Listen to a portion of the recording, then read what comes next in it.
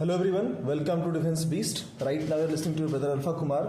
और जैसा कि आप लोग थंबनेल देख के समझ ही गए होंगे, और नहीं भी समझे हैं तो I would like to make it very clear that the sole objective to record this session is to share with you a comprehensive strategy, okay, that will help you, that will enable you to effectively deal with the paper 2, है ना, paper 2 of the CAPF 2025, ठीक है ना। पर इस particular video में ना जो मेरा पॉइंट ऑफ कंसर्न रहने वाला है, ठीक है, जहां पर मैं फोकस अपना अलाइन करने वाला हूं, that will be around the essay section, ठीक है। जो आपका एसे सेक्शन पूछता है पेपर 2 में CAPF के, वहां पर मेरा फोकस रहेगा इस पर्टिकुलर वीडियो में। सो बेसिकली, ठीक है, इस वीडियो में I will be talking in detail the each and every nitty-gritty, ठीक है, ऑल द एस्पेक्ट्स, ठीक है,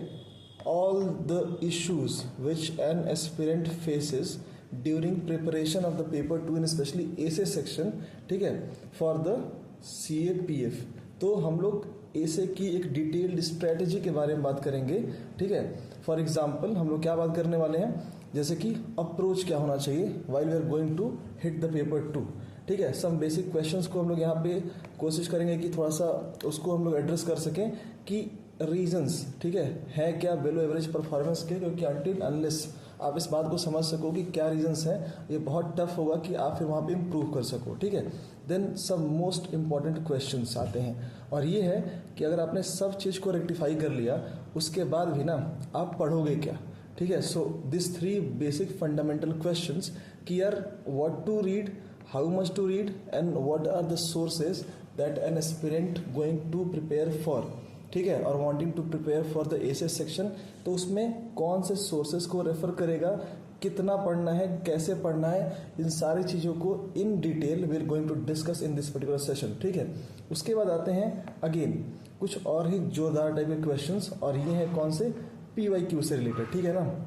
कि यार आप इन सारे क्वेश्चंस को अगर आपको डील करना है, ठीक है, तो आपको बहुत पहले इस बात की समझ होनी चाहिए कि यार फिर मैं इसको रेफर करूंगा कैसे, और उसको ठीक से समझने का एक ही तरीका है कि आपको PYQs की एनालिसिस समझ में आनी चाहिए। So in this video we are also going to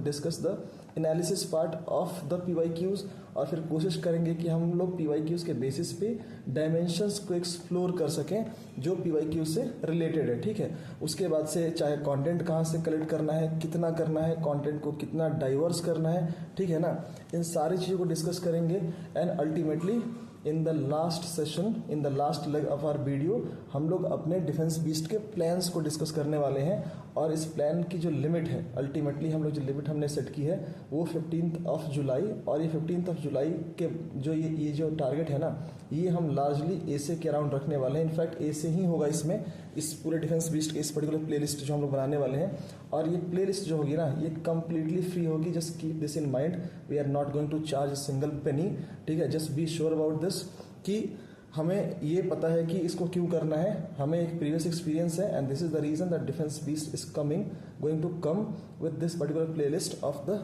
एसे। तो एसे से related each and every nitty gritty that we are going to discuss in this particular video, और उसके बाद से आने वाले हर एक प्लेलिस्ट में डिफरेंट इश्यूज को हम डिस्कस करेंगे। वहाँ पे आपको सोल्यूशंस देंगे, आपको नोट्स देंगे, ये सारी चीज़ें होंगी। पर for that you have to stay with me, ठीक है, till the last second of this video, कि जब आप इस वीडियो को ख़त्म करो, ठीक है ना, तो आपके पास एक एक्सट्रीम लेवल की क्लैरिटी हो, आपके सामने एक क्रिस्टल क्लियर पाथवे हो, ठीक है, यूजिंग विच आप एसे को लेकर बहुत ही कंफर्टेबल हो सको। और जो आप प्रोबेबली 1 अगस्त, मेरे ख्याल से 1 अगस्त को जो आप पेपर 2 में अपीयर करने वाले हो, मतलब ऑफ कोर्स CAPF में आप जो अपीयर करने वाले हो, जहाँ पे आप सेकंड सेशन में आप पेपर 2 को भी अपीयर करोगे, ठीक है, वहाँ पे आप एक बहुत कंफर्टेबल पोजीशन में आ सको। तो इस बात को हम लोग डिस्कस करने वाले हैं, ठीक है। पर देखो, इन सारी चीज़ों से पहले आपके दिमाग में बहुत ही बेसिक सा क्वेश्चन होगा, ठीक है, कि ये सारी चीज़ तो ठीक है, पर यार इन्होंने ना एसे को ही क्यों शुरू किया। देखो, अब मुझे यहाँ पे बहुत ज़्यादा तो डिस्कशन की ज़रूरत नहीं होनी चाहिए, क्योंकि जो भी सीरियस एस्पिरेंट है दे नो वेरी मच कि यार 200 मार्क्स का पेपर है, और उसमें एसे जैसा कोई एलिमेंट तो है जहाँ पर, ठीक है, किसी को होल्ड करना, जहाँ पर वहाँ पर एक स्टाउंच किसी का होल्ड होना बहुत इंपॉर्टेंट है। पर फिर भी जो लोग अभी नए हैं उनके लिए मैं आपको बता देना चाहता हूँ कि यार देखो, हम सब जानते हैं, ठीक है, कि 200 मार्क्स का पेपर 2 होता है CAPF का, ठीक है ना। अब इस 200 मार्क्स के पेपर में ना we are expected to deal with the comprehension, ठीक है। हम कॉम्प्रिहेंशन से डील करेंगे, then we are also suppose to deal with the precis writing, then हमारी आर्ग्यूमेंट राइटिंग पे भी एक कमांड होनी चाहिए, ठीक है। उसके बाद से क्या है, ठीक है, ग्रामेटिकल पोर्शन, ये भी एक बहुत इंपॉर्टेंट रोल प्ले करता है, ठीक है, in the paper 2 the CAPF। और fifth is the report writing. तो ये 5 अलग अलग एलिमेंट्स हैं जहाँ से आपको डील करना है। Sixth one is going to be the essay. पर मैंने इसको क्यों चुना, लॉजिक इज वेरी सिंपल, ठीक है। अगर आप सब इस बात को जानते हो, ठीक है, कि अगर मैं कोशिश करूं इनफैक्ट आप लोगों से बात करने की, यार मार्क्स का वेटेज कितना है, ठीक है, ठीक है, मार्क्स का वेटेज के बारे में अगर मैं just hold for a second, okay let's go. तो अगर मैं वेटेज करूं ना, जो मार्क्स का वेटेज है, नंबर 1 कि मैंने एसे को शुरू क्यों किया, ठीक है। सबसे पहले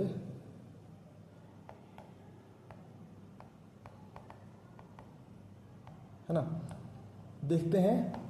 मार्क्स के वेटेज को। अब हमें पता है कि अगर 200 का पेपर है, ठीक है, और 80 मार्क्स, जैसे हम लोग को ये भी समझ में तो आ ही गया होगा अभी तक, क्या सब जिसने भी PIQ देखा होगा, जिसने इसके सिलेबस को देखा है, उसको पता है कि यार 6 आपको मतलब करने होते हैं ऐसे, ठीक है, सॉरी 6 आपसे ऐसे पूछे जाते हैं। Out of 6 you have to deal with the 4 ऐसे, मतलब आपको 4 ऐसे को आंसर करना होता है। और एक ऐसे अगर 20 मार्क्स का है, सो 20 × 4 इक्वल्स टू 80 मार्क्स। तो अब 80 मार्क्स 200 मार्क्स के पेपर में अगर पूछा जा रहा है, ठीक है, तो नो डाउट जो इसका इम्पोर्टेंस है दैट इज़ वेरी मच, ठीक है, डिसप्रोपोर्शनेट, ठीक है, comparing other 5 elements that we discussed, जो कॉम्प्रिहेंशन से रिलेटेड है, प्रेसी राइटिंग है, जहाँ पर आर्ग्यूमेंट है, रिपोर्ट है, ग्रामेटिकल पोर्शन को आपको डील करना है। सो ये 80 मार्क्स का मतलब है कि 40% ऑफ द मार्क्स जो आपको अवार्ड होने वाला है that is basically based on your understanding and your ability to comprehend the essay section, कि आपका उसमें कितना अच्छा कमांड है, आप कितना अच्छा होल्ड कर सकते हो essay के लिए, आप कितने कॉम्पिटेंट हो उसको लिखने के लिए, आप कितना अच्छा लिखते हो, यही डिसाइड करेगा कि आप कितने ज़्यादा अच्छे मार्क्स लाने वाले हो पेपर 2 में, ठीक है ना। Second question, sorry second reason कि हम क्यों essay को पहले डिस्कस करने वाले हैं। अब सेकेंड रीज़न मुझे लगता है, मतलब ये पर्सनली, कि जो इसका इम्पैक्ट है ना, ये भी बहुत ही डिस्प्रोपोर्शनेट है, ठीक है ना। अब आप सिंपल सा समझो कि अगर 80 मार्क्स का है और अगर 80 में से मेरा जो टारगेट होना चाहिए, ठीक है, इम्पैक्ट कि आप कैसे, मतलब देखो इससे पहले मैं आपको डिस्कस करना चाहूँगा कि पेपर 1 में ना जनरली वो लोग जिनको अल्टीमेटली फाइनल मेरिट लिस्ट का हिस्सा होना है, ठीक है, या जो बनते हैं, उनमें आप नहीं देखोगे ना कि पेपर 1 में बहुत ज़्यादा डिफरेंस हो, ठीक है, पर पेपर 2 इज़ अ डिफरेंशिएटिव फैक्टर। और ये आप जाके प्रीवियस ईयर जो टॉपर्स हैं या जितने भी लोग अल्टीमेटली मेरिट लिस्ट को, जिन्होंने फाइनल मेरिट लिस्ट को हिट किया है, उनके जाके क्वेश्चन, उनके मार्कशीट को देखो, पेपर 2 और इंटरव्यू एक मेजर डिफरेंशिएटर होता है। इनफैक्ट सारे ही होते हैं, पर यहाँ पर ना पेपर 2 का इंपॉर्टेंस बहुत ज़्यादा है, ठीक है। और स्पेशली पेपर 2 में जो एसे का इम्पैक्ट है वो बहुत ज़्यादा है। इम्पैक्ट सिंपल इसलिए ज़्यादा है क्योंकि यार 80 मार्क्स तो इसी में पूछे जाते हैं, रेस्ट 120 मार्क्स जो होते हैं वो आपको 5 सेक्शन से डील करना है, और ये जो 80 मार्क्स हैं वो सिर्फ एक पर्टिकुलर सेक्शन है। तो इसलिए ऐसे सेक्शन को ध्यान देना, उसके इम्पैक्ट को समझना बहुत ज़रूरी है। तो अगर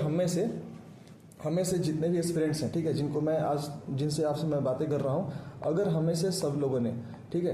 अगर 40 to 45 मार्क्स के टारगेट को रखा, देखो मैं नहीं कह रहा हूँ कि कोई 80 में से 70 नहीं ला सकता, ठीक है, पर इसके लिए 70 मार्क्स को अचीव करने के लिए आपको बहुत ज़्यादा एफर्ट लगाना पड़ेगा, बहुत ज़्यादा एनर्जी लगानी पड़ेगी, और उसके बाद भी ना उतना मिलता है नहीं। ये आप उठा के सारे मार्क्स में देख लोगे कितने लोगों का एसे में, हालांकि वैसे तो दिखाएगा नहीं कि यार एसे में किसने कितना किया, अल्टीमेटली ओवरऑल पेपर 2 में आपके मार्क्स दिखते हैं, पर एसे में हम सबको पता है, जितने लोग पहले टॉप कर चुके हैं, जो एग्ज़ाम को पास किया है, उनसे आप पूछो कि एसे में सबको उतने मार्क्स मिलते हैं नहीं। तो अल्टीमेटली अगर हमारा टारगेट ये है ना कि 40 to 45 मार्क्स के बीच में हम लोग रह सकें, ठीक है, और ये कहने का लॉजिक सिर्फ एक है कि यार आप UPSC में, ठीक है, जितने भी एग्जाम्स होते हैं, मतलब सारे एग्जाम्स तो क्या ही, पर उन एग्जाम्स की मैं पर्सनली बात करूँ ना, जैसे CSC है, ठीक है, इसी की कंटेम्प्रेरी और एक एग्ज़ाम होता है कि CISF, ठीक है, LDCE का एक एग्ज़ाम होता है, ये भी ACs का ही एग्ज़ाम होता है, असिस्टेंट कमांडेंट्स का, ठीक है, और आपका ये CAPF, ठीक है। तो ये जो कुछ एग्जाम्स हैं जहाँ पे डिस्क्रिप्टिव नेचर है, ठीक है, तो यहाँ पे अगर किसी एस्पिरेंट ने ना अपने डिस्क्रिप्टिव राइटिंग वाले पेपर में 40 से 45, सॉरी 50 to 60% मार्क्स को लाता है ना, तो आप देखो कि ऐसे सारे एग्जाम्स में, चाहे CSC हो, ठीक है, CISF LDC हो या CAPF हो, इन सारे एग्जाम्स में ना अगर किसी के मार्क्स 50 to 60% के बीच में हैं तो generally they top the at least written part of the examination, ठीक है, क्योंकि इसी का एक तरीके से वो सेट टारगेट है ना कि 50 to 60% मार्क्स हमें देना है। और ये आप अक्रॉस एग्जामिनेशंस जाके देख लो, आपको ये पता चल जाएगी बात, ठीक है, जो कि बहुत ही क्लियर है, ठीक है। तो इसलिए मैं बोल रहा हूँ कि इसमें जो एसे का इम्पैक्ट है ना, जो मैंने रीज़न 2 बोला कि एसे सेक्शन का जो इम्पैक्ट है ये बहुत हेवी है, और हमें कोशिश करनी होगी कि यार हम आउट ऑफ 80, ठीक है, 40 to 45 या मान लो कि चलो 50 मार्क्स के अराउंड अगर हमने हिट कर दिया तो नो डाउट हम एक अच्छे कंफर्टेबल पोजीशन में रहेंगे। क्योंकि अगर से फॉर एग्जांपल अगर आप यहाँ पे 50 मार्क्स लाते हो, ठीक है, और फिर आपको बचते हैं 120 मार्क्स, ठीक है, इसमें से अगर आप 70 मार्क्स कर दिया और आपने 60 मार्क्स पे हिट कर दिया तो 60, ठीक है, और 50, ये आपके 110 मार्क्स हो गए। और आप जाके देखो कि जितने लोगों ने भी CAPF को क्लियर किया है उनको बहुत क्लियरली 110 मार्क्स एक अच्छे ठीक ठाक अबव एवरेज कैटेगरी के बच्चे को ही मिलते हैं। तो इसलिए मैंने बोला कि इसका इम्पैक्ट बहुत ही डिस्प्रोपोर्शनेट है।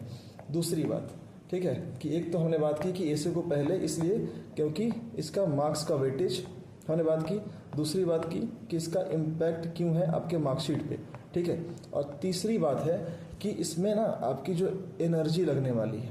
जो आप टाइम इन्वेस्ट करने वाले हो, ठीक है, जितने आप सोर्सेस को रेफ़र करने वाले हो, ये जो टाइम, एनर्जी और ये सारी चीज़ आपकी लगने वाली है ना, it is also very much disproportionate, है ना, टू अदर 5 सेक्शंस जो कॉम्प्रिहेंशन की बात करते हैं, रिपोर्ट की बात करते हैं, आर्ग्यूमेंट की बात करते हैं, ठीक है, या आप बोलो कि ग्रामेटिकल पोर्शन है, कॉम्प्रिहेंशन है। यहाँ पे ना आपको बहुत ईजिली मतलब अगर आपने 15 से ना 20 दिन इन्वेस्ट किया, यार इनफैक्ट मैं भी इसको ज़्यादा ही बोल रहा हूँ, आपने 10 से 15 दिन यहाँ पे इन्वेस्ट किए हैं ना, बहुत ईजिली आप इस बात को कर सकते हो। इनफैक्ट यहाँ पे एक थोड़ा सा प्रॉब्लमेटिक सेक्शन होता है आर्ग्यूमेंट राइटिंग, अगर मैं बोलूँ ना आर्ग्यूमेंट राइटिंग। लेकिन अच्छी बात ये है ना यार कि अगर आपने एसे को अच्छा कर रखा है, ठीक है, आपने इस पे ज़्यादा टाइम, एनर्जी, ठीक है, हर एक चीज़ इन्वेस्ट की है, तो आर्ग्यूमेंट बहुत ईजिली आप लिख सकते हो। अच्छी बात ये है कि यार एसे में, और ये इसलिए लिख सकते हो ना कि एसे में आपको जनरली किसी चीज़ को थोड़ा सा स्ट्रेच करना होता है, ठीक है ना। अगर आपको कोई इशू मिला तो आपको उसमें उन्होंने लिमिट डिसाइड कर दी है भाई कि 300 वर्ड्स का आपको ऐसे लिखना होगा। आर्ग्यूमेंट में सिंपल होता है कि आपके लॉजिक्स तो सेम होते हैं, यहाँ भी आप डाइवर्स कंटेंट को लिखते हो ऐसे में, यहाँ भी आपको डाइवर्स पॉइंट्स लिखने होते हैं, पर इसमें अच्छी बात यह है कि सिर्फ आपको थोड़ा सा कंसाइज मैनर में अगर कोई चीज़ लिखने आती है, ठीक है, आपको थोड़ा सा प्रिसीजन आता है कि अच्छा मैं किसी भी आर्ग्यूमेंट को जो 4 से 5 लाइन में लिखी जा सकती है उसको मैं 1 लाइन में कर दूँ, तो आप, है ना, प्रो और कॉन्स के फॉर्म में आप 5 से 10 पॉइंट लिखो और आपका आर्ग्यूमेंट डन। तो अच्छी बात यह है कि अगर आपने ऐसे किया,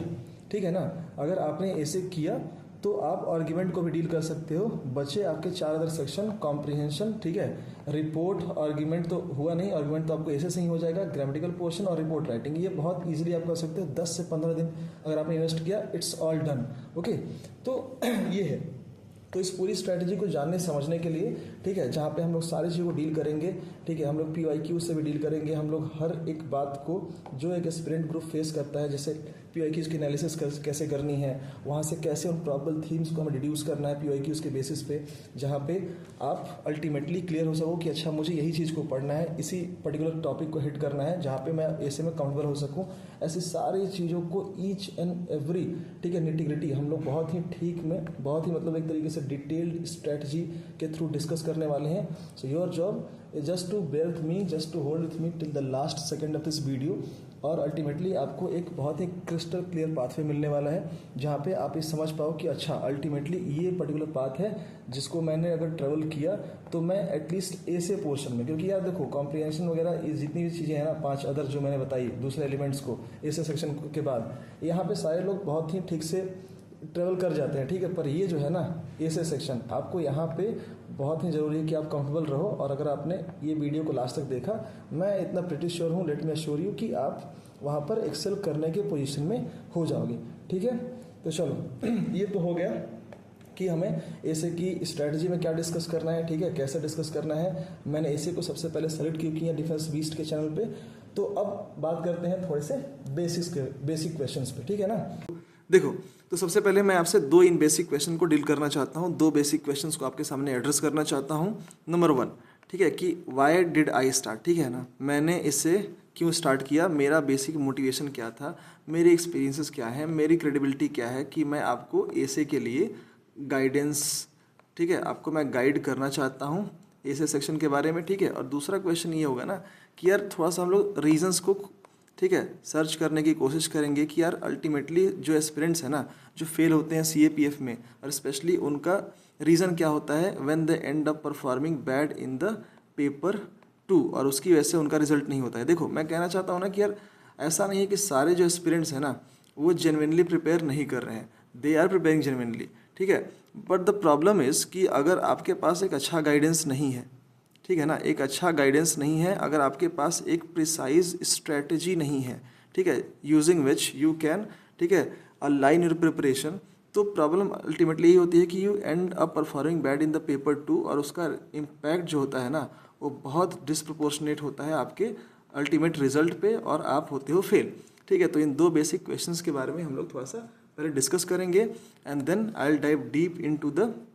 एनालिसिस पार्ट, ठीक है, जहाँ पे हम सारे डिफरेंट जो ये सब्जेक्ट वाइज एनालिसिस होती है ना, क्वेश्चंस की, उसके बारे में हम लोग डिस्कशन करेंगे, PYQs के बारे में बात करेंगे, सिलेबस के बारे में बात करेंगे, ये सारी चीज़ें बात करेंगे। लेकिन पहले हम लोग डिस्कस करते हैं इन दो क्वेश्चंस को, ठीक है। तो अगर मैं यहाँ पे हूँ, ठीक है, मैं आपसे बातें कर रहा हूँ, तो मेरे एक्सपीरियंसेस क्या है, that is a very fundamental question जो आपके दिमाग में तो आ ही रहा होगा, ठीक है। तो चलो let me first address that one, ठीक है। तो मेरे एक्सपीरियंसेस क्या है, देखो अभी क्या है कि long back I used to prepare for the, ठीक है ना, NDA एग्जामिनेशन, ठीक है। तो मैं NDA की प्रिपरेशन कर रहा था, and while I was preparing for NDA examination I got 4 opportunities to appear for the SSB interviews, ठीक है ना। तो मैं SSB इंटरव्यू में मैं अपीयर किया, और उसके बाद से इनिशियल 2 अटेम्प्ट्स में आई गॉट स्क्रीन आउट, मतलब the very first day I was thrown out of the SSB boards, ठीक है। उसके बाद से जो लेटर ऑन मेरे को 2 अटेम्प्ट्स मिले, उसमें मैं लास्ट डे आउट हो गया, ठीक है, कॉन्फ्रेंस आउट जिसको बोलते हैं, आई गॉट कॉन्फ्रेंस आउट। तो वहाँ से I exhausted, no, after appearance, ठीक है, after my appearance for the 4th time in NDA, ठीक है, I lost all my attempts, I exhausted all my attempts to appear for the NDA। तो मेरा वो चांस चला गया to enter NDA and join the defence forces, ठीक है। Then I shifted to the CDS, ठीक है, जो ग्रेजुएशन लेवल पे एंट्री होती है, आप सबको पता है। आई ऑल्सो क्लियर CDS, ठीक है, पर CDS में क्लियर करने के बाद भी आई did not appear, though I got my call letter for the SSB interviews again, but I did not appear for the SSB, and the reason was simple, थोड़ा सा बचकाना सी हरकत, थोड़ी सी बचकानी हरकत थी वो, ठीक है। हरकत ये थी भाई कि मेरे को थोड़ा सा ग्रज ऐसा था ना, ठीक है, NDA नहीं क्लियर करने का, कि मुझे लगता था यार कि मतलब डिफेंस फोर्स में जाना है, then I should only prefer NDA, not then that, ठीक है, not I should not exercise any other option. तो NDA नहीं जाने का ग्रज ऐसा था कि मैंने CDS के अटेम्प्ट्स देने ही बंद कर दिए, ठीक है, though I was able to clear it, but मैंने उसके बाद से किया नहीं, ठीक है। फिर I just shifted my focus to a different examination all together, और उसके बाद से मैंने डिफेंस को छोड़ दिया। नाउ अब मैं यहाँ पे आपसे बातें कर रहा हूँ यार कि फिर मैं ऐसे की स्ट्रेटजी आपसे क्यों डिस्कस करूँ, मैं ऐसे में आपको गाइड करने का ये जो सो कॉल्ड जिम्मा है, ठीक है, मैंने इसको क्यों उठाया। देखो reason is very simple. Now last time what happened, ठीक है, लास्ट ईयर स्पेशली, ठीक है, कि 2024 में देखो CAPF का पेपर होने वाला था, ठीक है, and one of my juniors, ठीक है, वन ऑफ माई जूनियर्स, ठीक है, जो मतलब काफ़ी बार, ठीक है, he has been able to clear the CDS examination 6 to 7 times, ठीक है, उसने मल्टीपल NDA को भी क्लियर किया है, ठीक है। He is also been part of the different examinations like, ठीक है, FCAT, है ना, फिर एक कोस्ट गार्ड होता है, ठीक है, कोस्ट गार्ड असिस्टेंट कमांडेंट्स का एग्जामिनेशन होता है। So he has been able to clear all such examination multiple times, मतलब ऑफ कोर्स रिटन एग्जामिनेशन उसने क्लियर कर रखा है, ठीक है, और इसी स्ट्रीक में वो CAPF को भी अटेम्प्ट कर रहा था, ठीक है। पर यहाँ पे उसको सक्सेस तो मिल जाती है, CAPF का भी जो पेपर 1 है ना, बिकॉज इट इज़, ठीक है, पेपर 1 जो आपका है, ठीक है, ये ऑब्जेक्टिव इन नेचर है, तो यहाँ पे वो क्लियर तो कर लेता था, मतलब पेपर 1 में उसके ठीक मार्क्स आते थे, पर उसके मल्टीपल फेलियर्स हो रहे थे, मतलब 2 बार से वो फेल कर रहा था CAPF। और जो मेजर जो उसमें प्रॉब्लम थी वो थी उसके एसेस सेक्शन को लेके, और स्पेशली जो पेपर 2 में उसको जो प्रॉब्लम्स थी। Now what happened that he approached me for certain help, कि यार मैं जिस पर्टिकुलर प्रिपरेशन को कर रहा हूँ वहाँ पे, ठीक है, डिस्क्रिप्टिव राइटिंग करना इज़, ठीक है, मस्ट, तो उसकी वजह से वो मेरे पास आया। He also demanded some help and we both sat with each other for 30 to 35 odd days, ठीक है, discussing each and everything right from the PYQs to syllabus, ठीक है। मैंने इन सारी चीज़ों को डिस्कस किया। हम लोगों ने कुछ सर्टेन थीम्स जो होते हैं ना यूपीएससी में, स्पेशली जो ऐसे सेक्शन को लेके होते हैं, उसको हमने डिड्यूस किया, ठीक है। और इन सारे इश्यूज़ को डिस्कस करने के बाद अल्टीमेटली वी, ठीक है,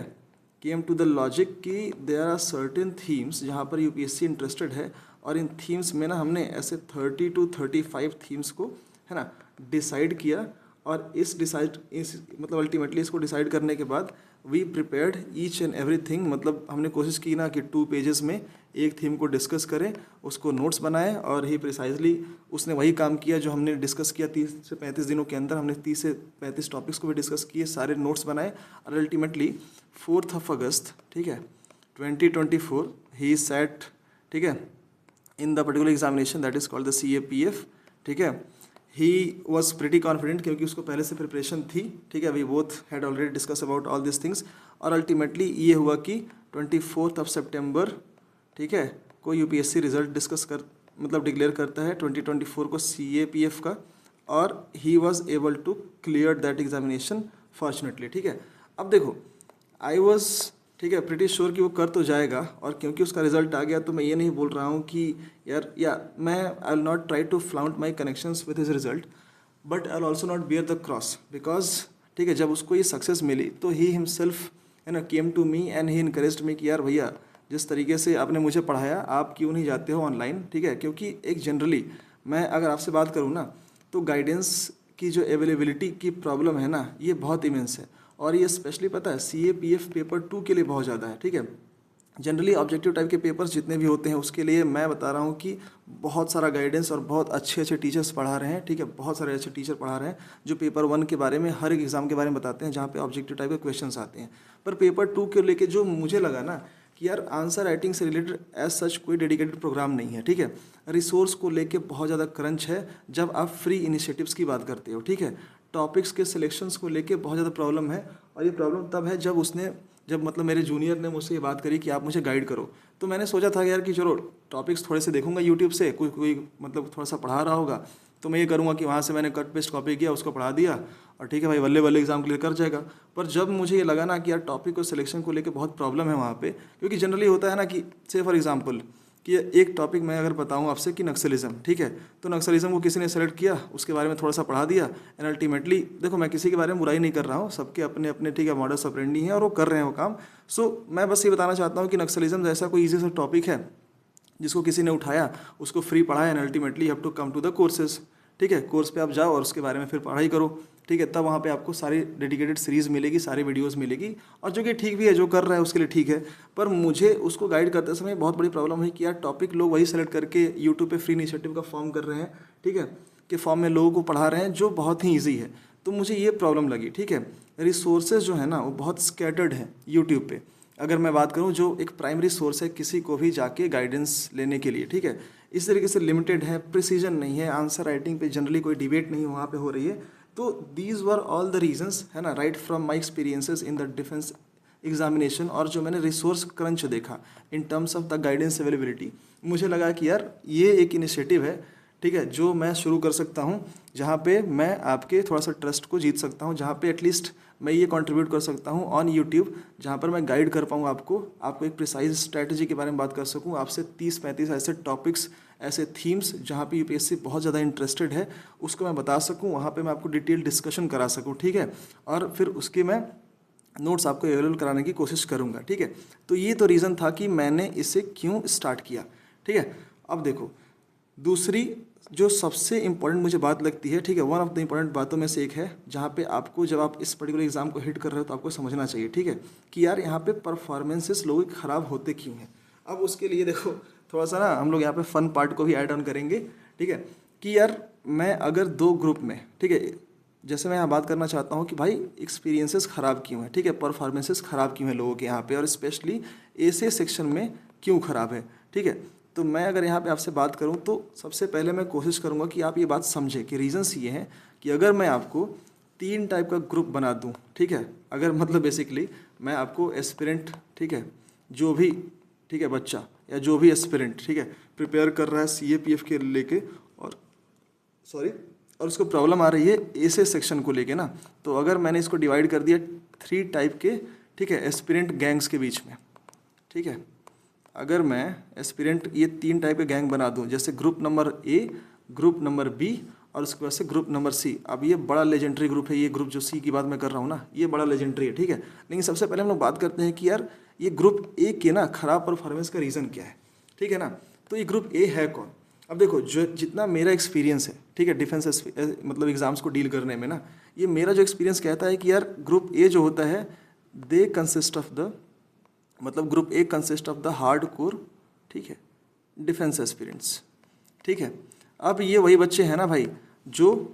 12th के बाद से, जिनको मतलब एकदम तगड़ा वाला कीड़ा काट रखा है भाई कि मुझे तो जाना है एनडीए, ठीक है। उसके बाद से अगर अनफॉर्चुनेटली ये बेचारे अगर बच्चे नहीं कर पाते हैं, then they shift their focus towards the CDS examination, they also clear CDS, ठीक है। पर होता ये है ना कि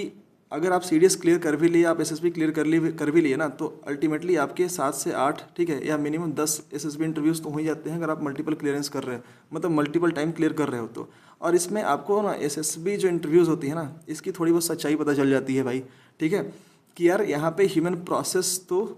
एसएसबी में, मतलब ह्यूमन तो असेसमेंट बहुत बड़ा रोल प्ले करता है, और यहाँ पे टू एन एक्सटेंट बायसनेस भी तो थोड़ी बहुत है ही, ठीक है ना। तो इस बायसनेस की वजह से ना आपका थोड़ा बहुत तो फेथ खोता है। मैं ये नहीं कह रहा हूँ कि यार ये ख़राब प्रोसेस है, कम्प्लीटली बहुत बेहतरीन प्रोसेस है, हमारे सारे ऑफिसर्स इसी से बन रहे हैं, लेकिन फिर भी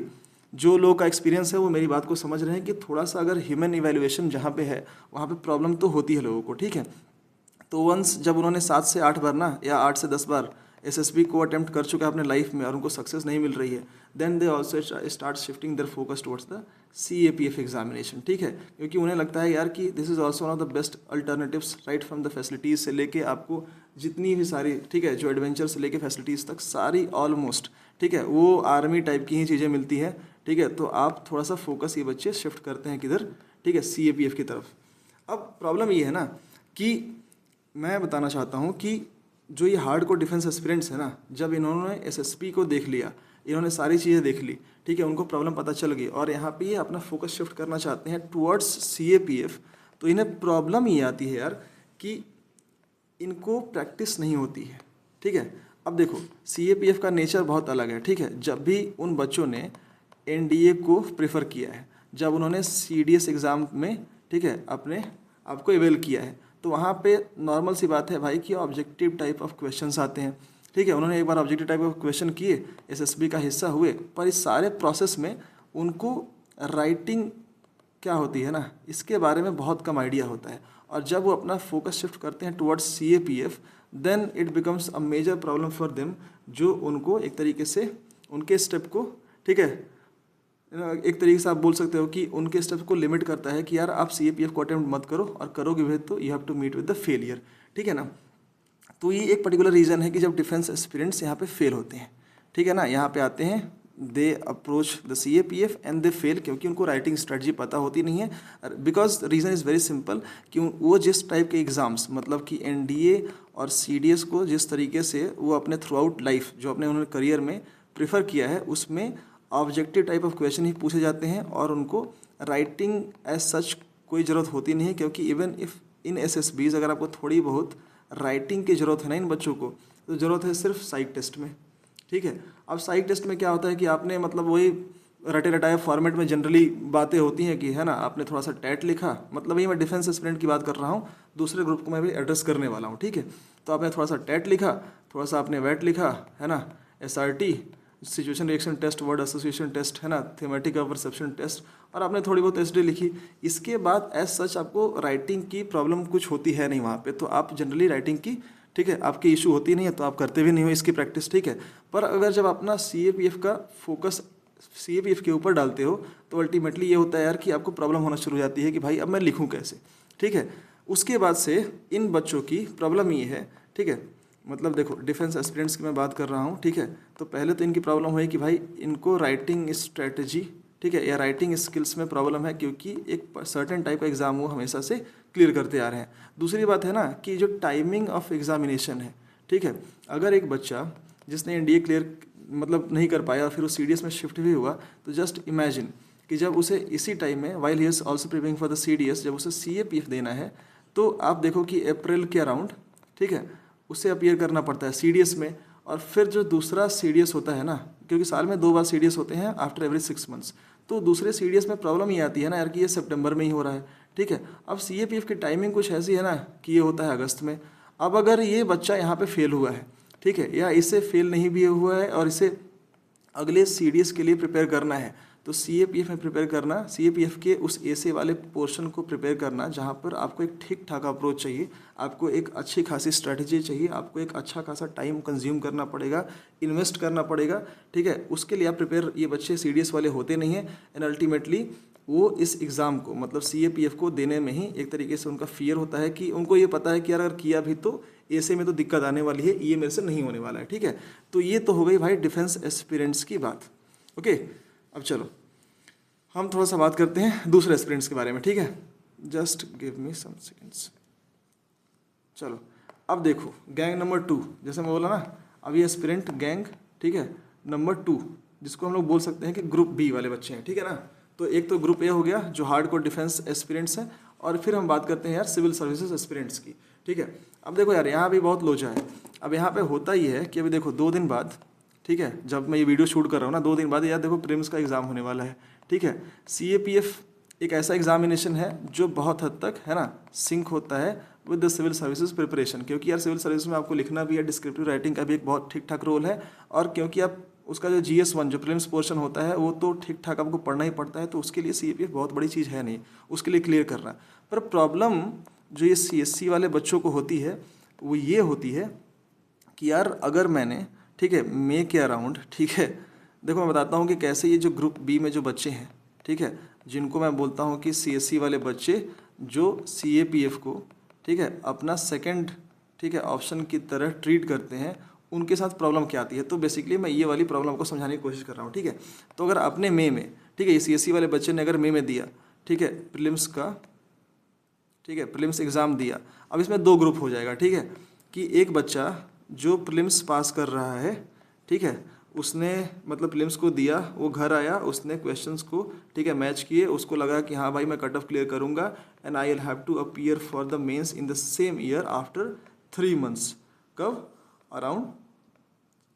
सितंबर, ठीक है। तो अगर मुझे यहाँ पे अटेम्प्ट करना है, यहाँ पे अपने मेंस को करना है, तो basically he has no option but to go ruthlessly, ठीक है, टुवर्ड्स द मेंस प्रिपरेशन। उसके पास ऑप्शन नहीं है कि वो CAPF जैसे किसी एग्जाम को देख सके, बिकॉज प्रेशर इज सच, ठीक है, प्रेशर उतना इमेंस होता है कि आप ये नहीं कर सकते। एक तरीके से मेंस का सिलेबस इतना वास्ट है, इतना वेरिड है कि आप ये काम नहीं कर सकते कि आप दूसरे एग्जाम्स को टारगेट करें। जनरल बात बोल रहा हूँ, कोई दूसरा एक्सेप्शनल टारगेट कर ले तो कर ले, ठीक है। दूसरी गैंग होती है ना, मतलब कि CSC में, ठीक है, एक तो वो बच्चा, ठीक है, जो प्रीलिम्स,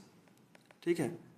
को क्लियर कर रहा है, और एक बच्चा जो इसी प्रीलिम्स एग्जामिनेशन को जो 2 दिन बाद होने वाला है इसको फेल करने वाला है, ठीक है। अब इस बच्चे की दिक्कत ये है ना यार कि राइट फ्रॉम द जनवरी, ठीक है, ये दोनों ही ग्रुप है ना एक्सेलरेशन मोड में रहता है, ठीक है। They have press literally hard to themself कि जब वो प्रीलिम्स को क्लियर कर पाएँ। अनफॉर्चुनेटली अगर ये प्रीलिम्स में क्लियर होता नहीं जब इनका, ठीक है, तो प्रॉब्लम ये होती है भाई कि यहाँ पे प्रीलिम्स में मतलब क्लियर नहीं होने के बाद इनका मोटिवेशन जो होता है ना, जो भी इनका मोटिवेशन है ये जा चुका होता है, ठीक है, बेलो द ग्राउंड,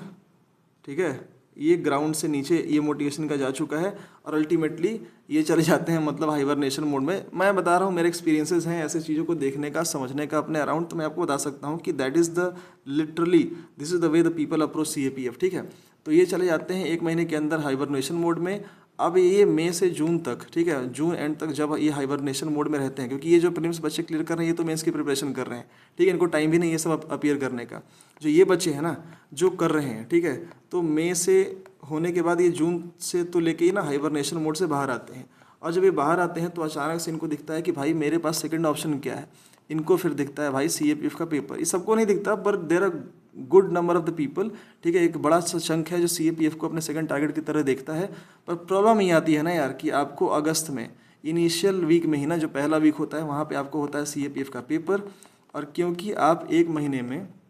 इतना भी आसान नहीं कि आप CAPF में बैठे और क्योंकि आप CSC के एस्पिरेंट हो तो आप उठा के, ठीक है, इस पेपर का स्वाहा कर दोगे, ये कर नहीं पाओगे। लिटरली गेम ये होता है भाई साहब कि आपको करीब से करीब 40-45 ऐसे तो तैयार होने ही चाहिए, और ये तैयार नहीं उसके बाद से you also have to deal with the comprehension part, फिर आपको प्रेसी पार्ट को डील करना है, ठीक है, आपको फिर से रिवाइज भी करना है जो पेपर 1 की सारी चीज़ें हैं, ठीक है, आपको रिपोर्ट राइटिंग, ये सारी चीज़ों को डिस्कस करना है अलॉन्ग विद द ऐसे। तो इनका प्रेफरेंस ये होता है ना कि फिर ये करते हैं भाई साहब यूट्यूब पे एक हेस्टी सर्च, ठीक है, और that is regarding the CAPF, है ना, पेपर 2, क्योंकि जनरली इनका जो पेपर 1 होता है ना ये तो तैयार होता है इन CSE एस्पिरेंट का जो प्रीलिम्स में फेल हो चुके हैं। यहाँ पे होने के बाद इनके होते हैं फिर आपके हेस्टी सर्चेस, और हेस्टी सर्चेस का रिजल्ट ये होता है भाई साहब कि यूट्यूब पे जाने के बाद इनको कोई ठीक ठाक स्ट्रेटजी मिलती नहीं, इनको जो भी रिसोर्स मिलते हैं विच आर क्वाइट स्कैटर्ड, जो प्रिसाइज होते नहीं हैं, ठीक है, सम हाउ अगर उनको 1-2 वीडियो मिल भी गए, ठीक है, अगर उनको 1-2 वीडियो मिल भी गया तो जनरली होता ये है ना कि ये होते हैं सब PDF फॉर्म में। मैं ये बहुत जेन्युइन प्रॉब्लम बता रहा हूँ, मैं इसको फेस कर चुका हूँ, और आप सारे जो ये बात सुन रहे हैं ना CSE एस्पिरेंट्स, ठीक है, उनको ये प्रॉब्लम होती है, ठीक है, कि इनको मिलती हैं वो चीज़ें PDF फॉर्म में। पहले तो कोर्स फॉर्म में कोई भी चीज़ मिलने वाली है जो CAPF पेपर 2 से रिलेटेड है, स्पेशली द ऐसे सेक्शन, बिकॉज ऐसे को जनरली फ्री इनिशिएटिव के फॉर्म में लोग ट्रीट करते हैं नहीं, ठीक है। अभी क्या है ना कि जब लोगों ने PDF के फॉर्म में देखा तो PDF की लैंग्वेज होती है बुकिश, ठीक है। अब इनको इसमें प्रिसीजन दिखता नहीं है, मतलब अगर उनको से फॉर एग्जांपल नक्सलिज्म का एक टॉपिक मिल गया, और मेरे जैसा ही मान लो कि कोई आदमी जो क्लेम कर रहा है कि मैं भाई गाइड करूंगा, पर वो आया है इधर PDF में सारी चीज़ें ऐसे 1 by 1 नोटेड है, और उसको वो पर्टिकुलर टीचर या कोई भी है ना बंदा है जो इसको एक्सप्लेन करने की कोशिश कर रहा है, ठीक है, तो वो एक्सप्लेन कर रहे हैं यहाँ पे। अब ये होती है सारी बुकिश लैंग्वेज में क्योंकि यह है PDF फॉर्म में, ठीक है। यहाँ पे ऐसा नहीं होता है कि आप हाँ भाई कोई टीचर इसको लिख रहा है उसको सारी समझ है, ठीक है। तो इस फॉर्म में जब आपको स्कैटर्ड रिसोर्सेज मिलते हैं, जब आपको सही से गाइडेंस नहीं मिलता है, तो ultimately they also loose motivation, और सम हाउ कहीं से अगर इन्होंने प्रिपेयर कर भी लिया, तो मैं बता रहा हूँ कि जो हाइबरनेशन मोड से इन्होंने ये निकले हैं ना, मई से लेके जब ये जून तक ये बच्चे हाइबरनेशन मोड में थे, तो 1 मंथ में इनको पेपर 2 का हर एक वो एस्पेक्ट तैयार करना है, इंक्लूडिंग ऐसे जहाँ पर बहुत टाइम और एनर्जी लगने वाली है, ठीक है। तो ये वो करेंगे, और इसकी वजह से अल्टीमेटली अगर उन्होंने तैयार कर भी लिया, ठीक है ना, तो भाई अगर प्रैक्टिस नहीं है तो ultimately you and up performing bad in the ऐसे, ठीक है। तो ये जो 2 ग्रुप है जो मैंने आपको डिस्कशन में बताया कि भाई एक ग्रुप, ठीक है, जिसको ग्रुप A बोलते हैं हम लोग, और एक होता है कि भाई ग्रुप,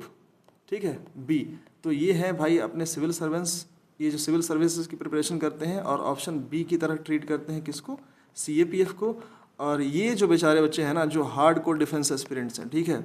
अब ये NDA, ठीक है, और CDS को ये अटेम्प्ट कर चुके हैं, पर CAPF को दो they want to attempt very genuinely, पर प्रॉब्लम ये है कि गाइडेंस इनके पास है नहीं, ठीक है, राइटिंग स्किल्स इनके पास इन जनरल, ठीक है, दे लैक। मैं बता रहा हूँ कि मैं ऐसे बहुत सारे बच्चों से बात कर चुका हूँ जो इसको प्रिपेयर करना चाहते हैं, पर यार हार्ड कोर डिफेंस एस्पिरेंट्स जो है ना ये CDS और NDA वाले, ये इसको अटेम्प्ट नहीं करना चाहते हैं। रीज़न इज़ वेरी बेसिक, यार उनको नहीं आती है राइटिंग स्किल्स, ठीक है। आप साइकोलॉजिकल टेस्ट जो SSB में होता है उसकी राइटिंग स्किल्स के बेसिस पे ना ये गेम आप नहीं बजा सकते जो ऐसे में बातें पूछता है या जो पेपर 2 में बातें पूछता है, ठीक है ना। तो बहुत कम आप देखोगे कि जो बच्चा CDS की प्रिपरेशन कर रहा है वो CAPF में भी आए, ठीक है ना, और आए भी तो उसको सक्सेसफुली क्लियर कर ले। तो ये 2 ग्रुप हो गया, ठीक है, जो डिफेंस एस्पिरेंट जो गैंग है, ये 2 ग्रुप ये हो गया। अब मैं आपका फोकस थोड़ा सा ना शिफ्ट करना चाहता हूँ एक सबसे महान गैंग पे, ठीक है, मतलब इनको मैं लेजेंडरी ग्रुप बोलता हूँ यार, ठीक है। और ये ग्रुप है, इसको मैं आपसे बताना चाहूँगा कि ये है मेजॉरिटी, ठीक है। अगर CAPF में सम 2.5 लाख एस्पिरेंट्स अपीयर करते हैं ना भाई, तो मुझे ऐसा पर्टिकुलरली लगता है भाई कि बारिंग 50,000, ठीक है ना, 50 के आप बच्चों को छोड़ दो, तो ये जो 2 लाख बच्चे हैं ना वो ये वाली गैंग से बिलोंग करते हैं, ये मेजर वर्मा टाइप के, ठीक है। मतलब इस लेजेंड को आप लोगों ने इंटरनेट के थ्रू तो सर्च कर ही लिया होगा, ठीक है, और नहीं भी किया तो यार आज जान लो मेरे से, ठीक है, कि ये हैं हमारे सौरभ द्विवेदी साहब जो इनसे क्वेश्चन कर रहे थे। और क्वेश्चन करने में इन्होंने पूछा कि ये मतलब बेसिकली जो हमारे मेजर वर्मा है ना, इनका नाम है मेजर वर्मा, ठीक है, और ये है एक डिफेंस एस्पिरेंट और इनको जाना है NDA। तो भाई से पूछा गया जब कि भाई साहब बताओ कि क्या करना है, तो भाई ने बोला कि भाई I want to join NDA। तो जब इनसे पूछा गया कि NDA है कहाँ, तो इन्होंने कहा कि भाई NDA है लखनऊ में और दूसरे सेंटर भी खुल रहे हैं, ठीक है। तो मैं देखो मेरा बेसिक कहने का लॉजिक यही है, ठीक है, कि यार जिस आदमी को इतना पता नहीं है ना कि भाई कि NDA है कहाँ, ठीक है, वो इस चीज़ की प्रिपरेशन कर रहा है, ठीक है। तो मैं बताना चाहता हूँ कि CAPF के कॉन्टेक्स्ट में अगर इसकी मैं बात करूँ थोड़ी सी ना, तो ये यही एस्पिरेंट्स हैं भाई जिनको सिलेबस से फ़र्क नहीं पड़ता, जिनको PYQs पढ़ना नहीं है, ठीक है, जिनको पेपर 2 से मतलब नहीं है। और मैं बता रहा हूँ कि आप शौक मत हो जाना कि उनको लगता होगा भाई कि इंटरव्यू पेंटागन में होता है भाई, ठीक है, UPSC भवन में इंटरव्यू नहीं होता, CAPF का पेंटागन में होता है, क्योंकि भाई रील बहुत ज़्यादा देखी जा रही है इस समय, ठीक है। और इनकी सिंपल स्ट्रेटजी यही है कि भाई फॉर्म भरो for the sake of filling it, और रात भर नॉन स्टॉप रील देखो, ठीक है, बिना किसी ग्रज के, बिना किसी स्ट्रेटजी के, बिना पेपर 2, पेपर 1, PYQ सिलेबस। एक बार फॉर्म भरा और बस सपने देख लिए भाई साहब कि अपन तो बन गया असिस्टेंट कमांडेंट, ठीक है। तो भाई ऐसे तो होती है नहीं चीज़ें, ठीक है। तो इनका सिंपल लॉजिक है कि भाई मैं फॉर्म भरूंगा और सीधे बनूंगा मेजर, ठीक है, असिस्टेंट कमांडेंट नहीं, डिप्टी कमांडेंट। तो ये लॉजिक है भाई, प्रिवेल करता है। अब देखो मैं गुस्सा वुस्सा नहीं हूँ ऐसे लोगों से, लेकिन मैं बता रहा हूँ कि UPSC अपने खर्चे चला रही है ऐसे लोगों से। तो आप अपने अंदर भी समझ गए हो कि भाई कौन है, कि अगर मुझे प्रिपेयर करना है, ये बात को समझना बहुत ज़रूरी है कि अगर मुझे प्रिपेयर करना है तो मुझे राइट फ्रॉम दिस स्ट्रेटजी हर एक उस निटी ग्रिटी के बारे में, हर एक उस इश्यू के बारे में जो एज एन एस्पिरेंट मैं CAPF का फेस करने वाला हूँ ना, मुझे पता होना चाहिए। आपको ये डिफेंस, ये मेजर वर्मा वाला मोटिवेशन लेकर नहीं घूमना है, ठीक है। ये मोटिवेशन यही वाला है कि मैं मतलब क्या ही बोलूँ मैं, रात भर रील देखो, यूट्यूब एल्गोरिदम परेशान हो चुका है भाई। अब मेरे पास डिफेंस मोटिवेशन की रील नहीं है, वो जो रील चलती है ना, वो फीलिंग प्राउड एंड इनर मई, ठीक है, वो वाली रील मेरे पास नहीं है। यूट्यूब मोटिवेशन परेशान हो चुका है, मोटिवेशन देते देते, ठीक है, लेकिन भाई मोटिवेशन से तंग नहीं हो रहे हैं। तो आपको ऐसा नहीं बनना है, सिंपल बात है। और आप ऐसे हो तो प्लीज़ ये वीडियो मत देखना इसके बाद से। और अगर मतलब लिटरली सुधरना चाहते हो, ठीक है ना, तो आप फिर देखो और उसको अप्लाई करो कि भाई मुझे करना कैसे इस काम को, ठीक है।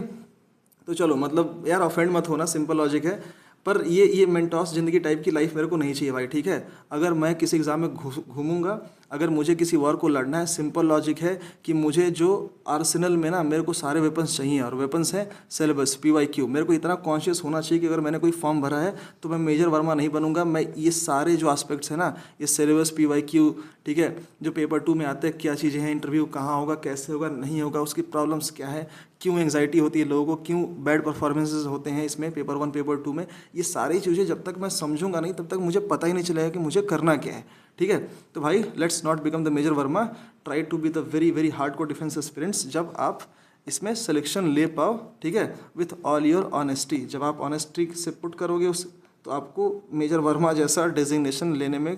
ठीक है, कोई देगा भी नहीं और आपको लेना भी नहीं पड़ेगा। सिंपल लॉजिक यही है। आप देखो यार थोड़ा सा फन पार्ट, ठीक है, कि भाई अगर मेजर वर्मा आप हुए और आप थोड़ा सा मेरे ऐसे बातें करने से ऑफेंड हो गए हो, तो भाई थोड़ा सा याद रखना दोस्त, ठीक है, जस्ट होल्ड, ठीक है, थोड़ा सा भाई याद रखना कि मैं इस चचा टाइप का आदमी हूँ, ठीक है। तो भाई माफ़ करना, कभी कभी गुस्से में निकल जाती है, यही मेरा कहना है, ठीक है। अगर आप यहाँ पे मतलब थोड़ा सा मेरे से ऑफेंड हो गए हो तो चलो मैं आपसे माफ़ी मांग लेता हूँ भाई कि गुस्से में निकल जाती है। पर यार उससे अच्छा है कि आप ये मेजर वर्मा मत बनो। आप अगर किसी चीज़ को फॉर्म भर रहे हो तो तगड़े तरीके से प्रिपरेशन करो, थोड़ा सा डिफेंस बीस्ट के पास आओ, थोड़ा सा मेरे पे बिलीव करो, इसको ठीक ठाक गाइडेंस में आप लोग चेंज करेंगे और ठीक से काम भी करेंगे, ठीक है ना। तो चलो बाकी और भी आपको थोड़ा सा सॉरी चाहिए तो भाई देखो, जो मेरा कैरेक्टर है ना, इस लेजेंड को तो आप लोग जानते ही होंगे, मेरा कैरेक्टर यही है, ठीक है। माफ़ करना, मेरे मुंह से कभी कभी निकल जाती है, ठीक है, तो मेरी थोड़ी ज़बान टूट गई थी अगर आप ऑफेंड हुए हो तो। बाकी चलो भाई फन पार्ट अपार्ट, शुरू करते हैं द रियल बिजनेस, ठीक है। So without beating around the bush, let me try to address the real elephant in the room, okay. अब देखो एलिफेंट इन द रूम है क्या, ठीक है। सबसे पहले मुझे लगता है ऐसा पर्सनली कि भाई कन्फ्यूजन, अनटिल अनलेस मैं किसी एग्ज़ाम से रिलेटेड इन कन्फ्यूजन्स को दूर ना कर दूं, जैसे मैं यहाँ पे डील करने वाला हूँ CAPF पेपर 2 के बारे में, तब तक भाई साहब आप आगे नहीं बढ़ पाओगे कि भाई मुझे करना क्या है। अब कन्फ्यूजन सबसे बड़ा है क्या, ठीक है ना। कन्फ्यूजन सबसे बड़ा ये है जो मुझे पर्सनली फील हुआ है when I have been able to prepare, ठीक है, फॉर मेनी अदर एग्जामिनेशन। किसी भी एस्पिरेंट को किसी भी तरीके का अगर प्रिपरेशन कर रहा है तो उसको सबसे बड़ा कन्फ्यूजन क्या होता है, ठीक है। सबसे बड़ा कन्फ्यूजन भाई होता है कि यार व्हाट टू रीड, है ना, व्हाट टू रीड, ठीक है। देखो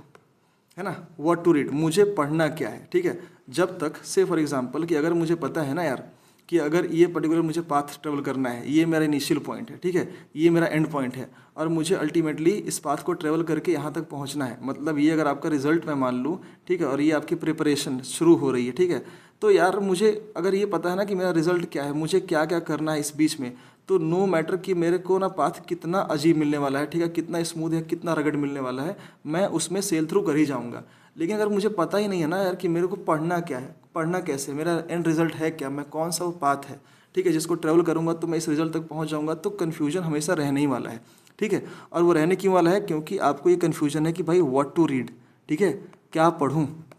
ठीक है। तो इस कन्फ्यूजन को भाई दूर करने का सबसे लॉजिकल जो मुझे तरीका लगता है ना भाई, ये सिर्फ ये है भाई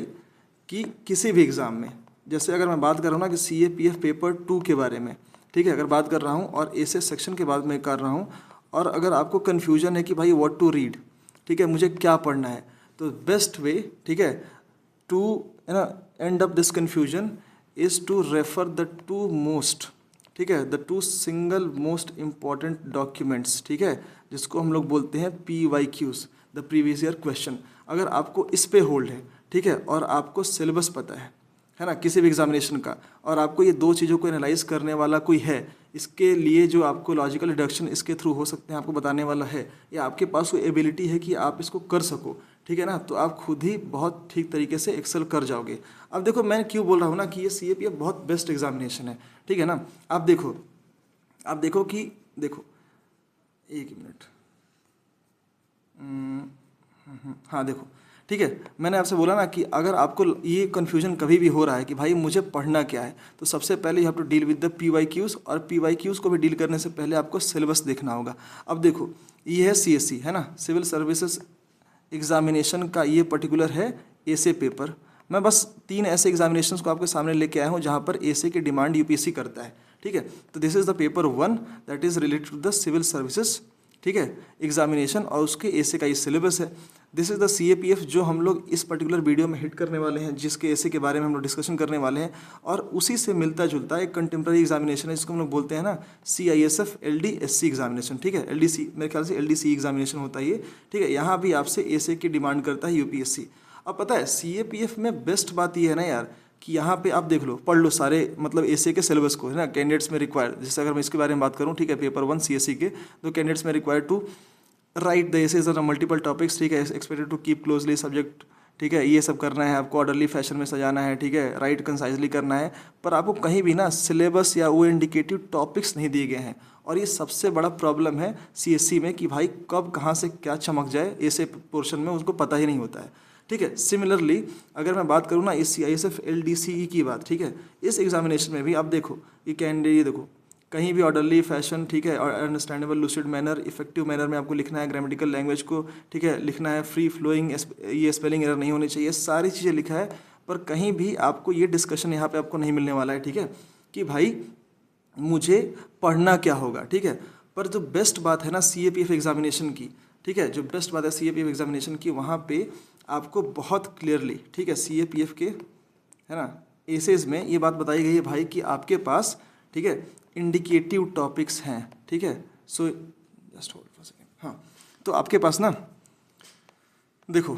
जब आपको ऐसे में डील करना है तो आपके पास एक लिस्ट ऑफ इंडिकेटिव टॉपिक्स, ठीक है, दिया गया है, ठीक है, when you want to deal with the CAPF paper 2, ठीक है। अब ये इंडिकेटिव टॉपिक्स कैसे दिखेंगे आपको, सिंपल लॉजिक है, आप इसका सिलेबस देखो, देखो ये CAPF का है, मैंने इसका स्क्रीनशॉट ले रखा है उसके नोटिफिकेशन में से। अब जनरल स्टडीज़, ऐसे एंड कॉम्प्रिहेंशन के बारे में यहाँ पे बात की गई है, और यहाँ पे बहुत सिंपली लिखा है भाई, देखो कि 80 मार्क्स का ये पेपर होगा, ठीक है, जो ऐसे सेक्शन है वो 80 मार्क्स का होगा, और indicative topics are the modern history specially of the freedom struggle, geography, polity, economy, knowledge of security and human rights issues and analytical ability. Best बात यही है कि इस पर्टिकुलर एग्जामिनेशन में CAPF के सिलेबस में ये इंडिकेटिव टॉपिक्स को दिया गया है, और ये आपके लिए बेस्ट हिंट्स होना चाहिए जब भी कभी आपको ये कन्फ्यूजन होता है भाई कि व्हाट टू रीड, ठीक है। मैं बता रहा हूँ कि मैंने बहुत ऐसे लोगों से अप्रोच किया है, ठीक है, जो CAPF की प्रिपरेशन कर रहे हैं। थोड़ा सा मैं टॉपिक से डाइग्रेस बार बार हो रहा हूँ, पर आप इसको थोड़ा सा बेयर करो क्योंकि बहुत रिलेवेंट है जो मैं बोल रहा हूँ। अब देखो, मैं ना बहुत लोगों से ऐसे मिला हूँ जो शायद मेरे मतलब जूनियर्स हैं, या जो मतलब मेरे ग्रुप के ही हैं, और जो मतलब CAPF की प्रिपरेशन भी कर रहे हैं, ठीक है। पर जब मेरे सामने ना उनका ये क्वेश्चन आता है कि भाई एक बात बता कि CAPF ना ऐसे में क्या पढ़ना है यार, तो जब ये मेरे पास क्वेश्चन होता है तो मैं जनरली हो जाता हूँ डिस्टर्ब कि अरे ये कैसा क्वेश्चन है यार, मतलब ये तो अगर कोई एस्पिरेंट लिटरली बहुत ही सीरियस तरीके से प्रिपरेशन कर रहा हो तो उसको सिलेबस के बारे में तो पता ही होना चाहिए ना भाई कि जब कोई पूछता है मेरे से कि भाई क्या पढ़ना है, ये इतना ओपन एंडेड कैसे हो गया यार, क्या पढ़ना है, syllabus is the best guide for you. अगर आपको मैंने भी दिखाया कि इंडिकेटिव टॉपिक्स में आपसे हिस्ट्री पूछी जाएगी, हिस्ट्री में भी वो बहुत स्पेसिफिक यूपीएससी है कि उसको फ्रीडम स्ट्रगल के बारे में ही आपसे जानना है, वहीं से आपसे एसे लेने वाला है वो, ठीक है। आपको सिक्योरिटी की समझ होनी चाहिए, ठीक है। आपको ना एसे के बारे में, आपको इकॉनमी का नॉलेज होना चाहिए, आपको ह्यूमन राइट्स इश्यूज़ के बारे में पता होना चाहिए। अगर ये सारे इश्यूज़ आपको पता है तो फिर आपको ये क्वेश्चन पूछने की क्या ज़रूरत है यार कि मतलब भाई तू बता दे क्या पढ़ूँ इसमें, ठीक है। इस पर पढ़ने वाली ऐसे क्या चीज़ है यार, सिलेबस देखो, पीवाईक्यूज़ को करो, ठीक है। फिर भी नहीं कर रखे हो तो मैं आपको यहाँ पे बताना चाहता हूँ भाई कि देखो, अगर इस एग्जामिनेशन की बेस्ट बात है कि भाई वहाँ पे सिलेबस डिफाइंड है, तो हम उसी सिलेबस को यूज़ करके आज आपको डिमिस्टिफाई करने की मैं आपके सामने कोशिश करूँगा कि क्यों एक सर्टेन थीम्स में ही यूपीएससी बहुत ज़्यादा इंटरेस्टेड है, ठीक है ना। तो अभी इन थीम्स को वन बाय वन हम लोग चाहेंगे तो अनरेवल करने की कोशिश करेंगे इस वीडियो में। सो इसलिए just stay with me till the last second. आपको एक बहुत ही क्रिस्टल क्लियर रोडवे मिलने वाला है, एक क्लैरिटी मिलेगी जिसको यूज़ करके आप अच्छा परफॉर्म कर पाओगे, ठीक है। तो देखो, अगर मेरे पास ये इंडिकेटिव टॉपिक्स हैं, ठीक है ना, इंडिकेटिव, ठीक है, मेरे को टॉपिक्स दिख रहे हैं, ठीक है, मेरे पास, ठीक है, बहुत ही फ्रीली अवेलेबल अगर लिस्ट ऑफ पीवाईक्यूज़ हैं, ठीक है। और जब आप इस पेपर को देखोगे ना, इन पीवाईक्यूज़ को, तो आपको एक चीज़ पता चलेगी कि ठीक है,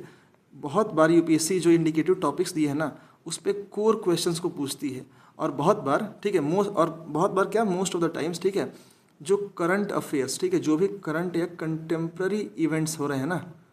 कंटेम्प्रेरी इवेंट्स, ठीक है, इससे रिलेटेड, ठीक है, ये मिक्स ऑफ द क्वेश्चंस। तो एक बार हो सकता है कि आपसे कोर रिलेटेड मतलब हिस्ट्री का कोई कोर क्वेश्चन पूछ ले, और एक बार हिस्ट्री या ज्योग्राफी जो भी इंडिकेटिव टॉपिक्स दिए गए हैं, ठीक है, उसमें से कोई कोर क्वेश्चन पूछ ले, या एक बार आपसे करंट या कंटेम्प्रेरी अफेयर से रिलेटेड ऐसा कोई टॉपिक जो इस कोर से रिलेटेड है, उसको मिक्स एंड मैच करके आपसे एक पर्टिकुलर थीम पूछ ले, जिसको आपको ऐसे सेक्शन में डील करना होगा। तो this is the way UPSC, ठीक है, एक्सपेक्ट एन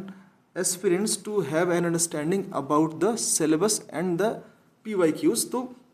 अगर किसी भी एस्पिरेंट को ये बात पता है भाई कि अगर मेरे को इंडिकेटिव टॉपिक्स मिल गए, मेरे को PYQs मिल गए, और मुझे, ठीक है, करंट, ठीक है, अफेयर्स का और कंटेम्प्ररी, ठीक है ना,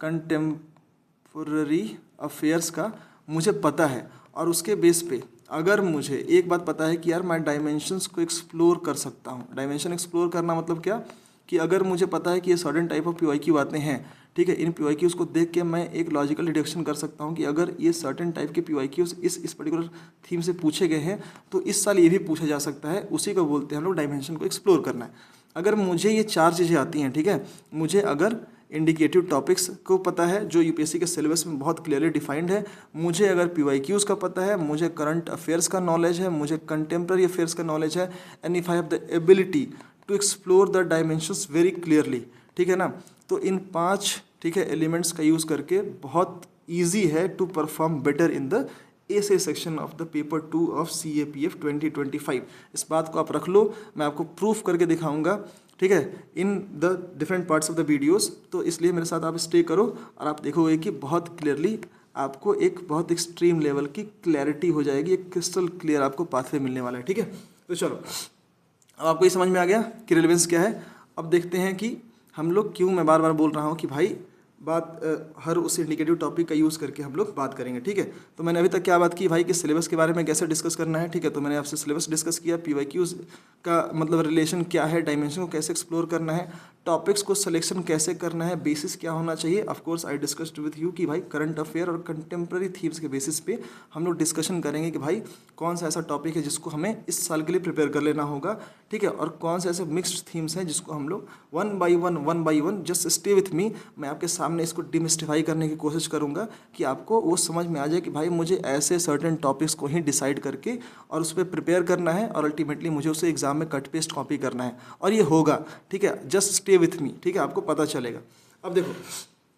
चलते हैं दूसरे सेक्शंस पे, ठीक है। अब पिक करते हैं ज्योग्राफी, ठीक है ना। अब अगर मुझे पता है, मैंने ज्योग्राफी पिक क्यों किया सबसे पहले, फिर बेसिक क्वेश्चन पूछते हैं ना, कि अगर मैंने ज्योग्राफी यहाँ पे आपके सामने पिक किया, ठीक है, ये तो मुझे ये तो दिख रहा है ना यार, ये मुझे चमक रहा है कि भाई यहाँ पे कहीं ना कहीं इस जो CAPF की बेस्ट बात है ना कि ए से बहुत क्लियरली डिफाइंड है, ठीक है, और वहाँ पे ज्योग्राफी जैसा कोई इंडिकेटिव टॉपिक दिया गया है, तो मुझे ज्योग्राफी तो प्रिपेयर कर लेना होगा, इतना तो मुझे बेसिक समझ है, ठीक है। तो मैंने चूज़ किया ज्योग्राफी। अब मैंने आपके लिए मतलब कुछ ऐसे इश्यूज़ को, मतलब कुछ ऐसे PYQs को, ठीक है, निकाला कहाँ से, फ्रॉम योर CAPF। मैं बोल रहा हूँ ना कि मैं बहुत प्रिसाइज, मतलब अगर आप डिफेंस बीस्ट के आप डिस्क्रिप्शन को जाके बात करोगे ना, तो वहाँ पे सिंपल लॉजिक है भाई कि हम प्रिसाइज प्रिपरेशन में बिलीव करते हैं। और प्रिसीजन के लिए ना, अगर कोई एक सबसे इंपॉर्टेंट आर्ग्यूमेंट होता है किसी का, और या होना चाहिए, तो मुझे लगता है कि आप PYQs को रेफ़र करो। उससे ज़्यादा प्रिसीजन अगर आप उसको रेफ़र नहीं करें तो आपके प्रिपरेशन में कभी प्रिसीजन आ ही नहीं सकती, ठीक है। तो इसलिए मैंने ये लिस्ट ऑफ कुछ PYQs को आपके लिए निकाला, ठीक है।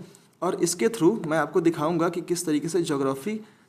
कैसे कैसे जो क्वेश्चंस होते हैं, कैसे थीम्स हैं जहाँ पे UPSC रिलेवेंट है, ठीक है ना। तो आप ये देख लो, ठीक है, कि अर्बनाइजेशन के बारे में बात की गई है, एक्सेसिव अर्बनाइजेशन के बारे में बात की गई है, जोग्राफिकल एंड लिंग्विस्टिक डाइवर्सिटी यहाँ पे बात की गई है, बॉर्डर्स एंड बाउंड्रीज के बारे में बात की गई है। ये सारे क्वेश्चन हैं इंडेंजर्ड स्पीसीज के बारे में, चाइनाज इकोनॉमिक पॉलिसी, ठीक है, ये सारी चीज़ें बात की गई है। ये सर्टेन मतलब जो PYQs हैं जोग्राफी से रिलेटेड, इनको मैंने यहाँ पिक किया है और मैं आपको 1 बाय 1 थोड़ा सा डिस्कस करके बताता हूँ। देखो, अब जैसा कि मैंने आपको बताया, ठीक है ना, कि यार देखो मेरे को इंडिकेटिव टॉपिक्स चाहिए, ठीक है। तो मेरे को भाई इंडिकेटिव टॉपिक क्या मिला सबसे पहले, ठीक है, जो सिलेबस में है ना। मैंने सिलेबस देखा, मुझे इंडिकेटिव टॉपिक मिला भाई ज्योग्राफी, ठीक है, मुझे मिला। मैंने आपको दिखाया क्या, PYQs, ठीक है। तो मेरे को मिल गए क्या, PYQs, ठीक है। अब मुझे दिखा भाई कि करंट और कंटेम्प्ररी अफेयर्स का एक रोल होता है जो इस पेपर को डील करने के लिए बहुत ज़रूरी है, तो मुझे फिर वो दिख गया, ठीक है। तो अब मुझे एक बार ज्योग्राफी दिख गया ना, तो मैं आपको सिर्फ ये बताना चाहता हूँ, जैसे मैं पर्टिकुलर डिफेंस बेस्ड पे क्यों आया ऐसे को डील करने के लिए, उसका रीज़न सिर्फ एक है भाई कि देखो, अब ज्योग्राफी तो पता चल गया, तो क्या मुझे ज्योग्राफी में सारी चीज़ें पढ़ लेनी चाहिए, ठीक है। अब देखो, ज्योग्राफी मुझे पता चल गई भाई कि ज्योग्राफी में पढ़ना है, तो यार तो उसने तो ज्योग्राफी भी दे रखी है, हिस्ट्री भी दे रखा है, ठीक है, उसने सिक्योरिटी सिचुएशन के बारे में बात की है, इकोनॉमिक सिचुएशन के बारे में बात की है, IR के बारे में बात की है, तो क्या मुझे इस सब पे PhD कर लेना चाहिए? अरे नहीं करना है यार। देखो लॉजिक उसका एक सिंपल है कि अगर ज्योग्राफी में, ठीक है, अगर आपको प्रिपेयर करना है और स्पेशली, ठीक है, तो पेपर 2 के लिए प्रिपेयर करना है CAPF के, ठीक है, तो आपको ये बात समझ में आनी चाहिए कि ज्योग्राफी में 2 पार्ट्स होते हैं सर, ठीक है, एंड दैट इज़ द, ठीक है, number 1 physical geography and the second one is the human geography, ठीक है। अब देखो मेरा आपसे रिक्वेस्ट सिर्फ इतना है कि when you want to consider, है ना, physical geography for your preparation for the CAPF, ठीक है, then consider preparing your physical geography for the paper 1 sir, ठीक है। आप पेपर 1 के लिए कंसिडर करो फिजिकल ज्योग्राफी, है ना। मतलब फिजिकल ज्योग्राफी का मतलब क्या यार, जो हम जियोमॉर्फोलॉजी पढ़ते हैं, जियोमॉर्फोलॉजी पढ़ते हैं, ठीक है, हम पेपर 1 में, मतलब फिजिकल ज्योग्राफी हम क्या पढ़ते हैं, क्लाइमेटोलॉजी पढ़ते हैं, ठीक है, हम, है ना, ओशियनोग्राफी पढ़ते हैं, ठीक है, ठीक है, ये हम सारी चीज़ें, मतलब मेजर जो चंक्स है ना, हम इसको बारे में पढ़ते हैं, ये सारी चीज़ें पढ़ते हैं। तो यार अगर आपको फिजिकल ज्योग्राफी के बारे में बात करना है ना, फिजिकल ज्योग्राफी से रिलेटेड, ठीक है, ऐसा कोई भी इशू डिस्कस करना है, ठीक है, तो आप उसको ना सिर्फ पेपर 1 के लिए कंसिडर करो कि भाई ऑब्जेक्टिव टाइप का क्वेश्चन पेपर 1 में आता है, तो मेरी एक इमेंस, ठीक है, एक बहुत ही इंटेंस टाइप की समझ होनी चाहिए with all the aspects of the physical geography, like all the issues from the geomorphology, ठीक है, या क्लाइमेटोलॉजी, या जो ओशनग्राफी है ना, जिसमें ओशन करंट से लेके और वो सारी चीज़ें आती हैं, ठीक है, वेव्स, ये सारी चीज़ें आती हैं, इसको मुझे क्लियर करना है। पर यार जब मुझे ना, मतलब आपको ये समझ होनी चाहिए, जब आप PYQ देखोगे तो आपको ये पता भी चल जाएगा कि व्हेनेवर यू वांट टू, ठीक है, डिस्कस और whenever you want to prepare the paper 2 और एसे सेक्शन, और उसमें अगर आप ज्योग्राफी को लेके कंसर्न हो, देन प्लीज़ मेरे भाई just be concern about the human geography part, ठीक है। क्योंकि अगर आप PYQs को थोड़ा सा एनालाइज करो तो आपको पता चल जाएगा कि अगर आप पेपर 2 के बारे में, एसे के बारे में, UPSC is only concern about the human geography, जब वो ज्योग्राफी से रिलेटेड, ठीक है, जब वो ज्योग्राफी से रिलेटेड एसेज के बारे में UPSC कंसर्न है, तो ठीक है। तो UPSC में एक बात थीम, एक ये मतलब थंबनेल समझो, थंब लाइन समझो कि यार एसे को लेके जब भी UPSC कंफर्म होगी, जब भी UPSC मतलब कॉन्शियस होगी, तो वो ह्यूमन ज्योग्राफी से रिलेटेड होगी। अब मैं क्यों बोल रहा हूँ, आप उठा के प्रीवियस ईयर के पेपर्स देख लो, you have been asked the questions on the urbanisation, ठीक है, ठीक है, you have been asked the question on the, ठीक है, पॉपुलेशन, ठीक है, आपको क्लाइमेट चेंज, ठीक है, क्लाइमेट चेंज से रिलेटेड ये क्वेश्चंस पूछे गए हैं, ठीक है ना। तो ये सब आपको क्वेश्चन दिखते हैं, मतलब लास्ट 2024 का मुझे पहली बार ये दिखा कि, ठीक है, ये ट्रॉपिकल, ठीक है, ट्रॉपिकल रेन फॉरेस्ट के बारे में ये क्वेश्चन पूछा गया है। और यही एक मुझे आज तक क्वेश्चन दिखा है जो फिजिकल ज्योग्राफी से रिलेटेड है। एल्स आपको क्या नहीं पता है कि ये जो अर्बनाइजेशन का टॉपिक है, अगर आपने पढ़ा है, ठीक है ना, अगर आपने ज्योग्राफी पढ़ा है तो ह्यूमन ज्योग्राफी में एक पार्ट होता है सेटलमेंट, ठीक है। तो सेटलमेंट का पार्ट होता है क्या, आपका अर्बनाइजेशन। आप अगर पॉपुलेशन के बारे में बात कर रहे हो ना, तो population is again part of the human geography, ठीक है। आप क्लाइमेट चेंज की बात कर रहे हो, ठीक है, क्लाइमेटोलॉजी में भी पढ़ेंगे, बट अगेन क्योंकि क्लाइमेट चेंज एंथ्रोपोजेनिक भी है, ठीक है, जितना ये नेचुरल है उससे कहीं ज़्यादा एंथ्रोपोजेनिक इफेक्ट इसमें आता है, ठीक है। तो उसकी वजह से ये ह्यूमन ज्योग्राफी में भी एक बहुत इंपॉर्टेंट रोल प्ले करता है। तो आपको ये बात समझ में आना चाहिए कि जब भी मुझे ज्योग्राफी के बारे में डील करना है, जब भी मुझे ज्योग्राफी को लेके पेपर 2 के बारे में, इससे के बारे में कंसर्न रहना है, तो मुझे कंसर्न कहाँ होना चाहिए, मेरा कंसर्न होना चाहिए भाई साहब इस पे, मतलब कि ह्यूमन ज्योग्राफी पे, ठीक है। तो ये आपको समझ में आ गया कि भाई ह्यूमन ज्योग्राफी मुझे पहले बात तो पढ़ना है, ठीक है। तो इसने क्या पूछा, अर्बनाइजेशन के बारे में इसने पूछा, ठीक है, कि पॉपुलेशन थियरी के बारे में पूछा, इसने पूछा थोड़ा सा कि क्लाइमेट चेंज के बारे में इसने कुछ क्वेश्चंस पूछ लिए, ठीक है, ऐसे सेक्शन में। इसने और क्या पूछा, जियो पॉलिटिकल थियरी के बारे में, ठीक है ना। थोड़ी सी जियो पॉलिटिकल थियरीज जितने भी हैं, थियरी का मतलब है कि जितने भी इश्यूज़ हो रहे हैं, जो भी इस समय इश्यूज़ हो रहे हैं जियो पॉलिटिक्स से रिलेटेड है, उनके बारे में ये पूछा है। तो मैं आपसे यही कहना चाहता हूँ ना कि भाई देखो, लास्ट बार बता रहा हूँ कि जब भी आप ऐसे के बारे में कंसर्न रहो, आप ह्यूमन ज्योग्राफी के बारे में नंबर 1 कंसर्न रहो, आप कंसर्न रहो जियो पॉलिटिक्स के बारे में। क्योंकि अगेन अगर कोई ज्योग्राफी है जो डिसाइड कर रही है एक पर्टिकुलर रीजन या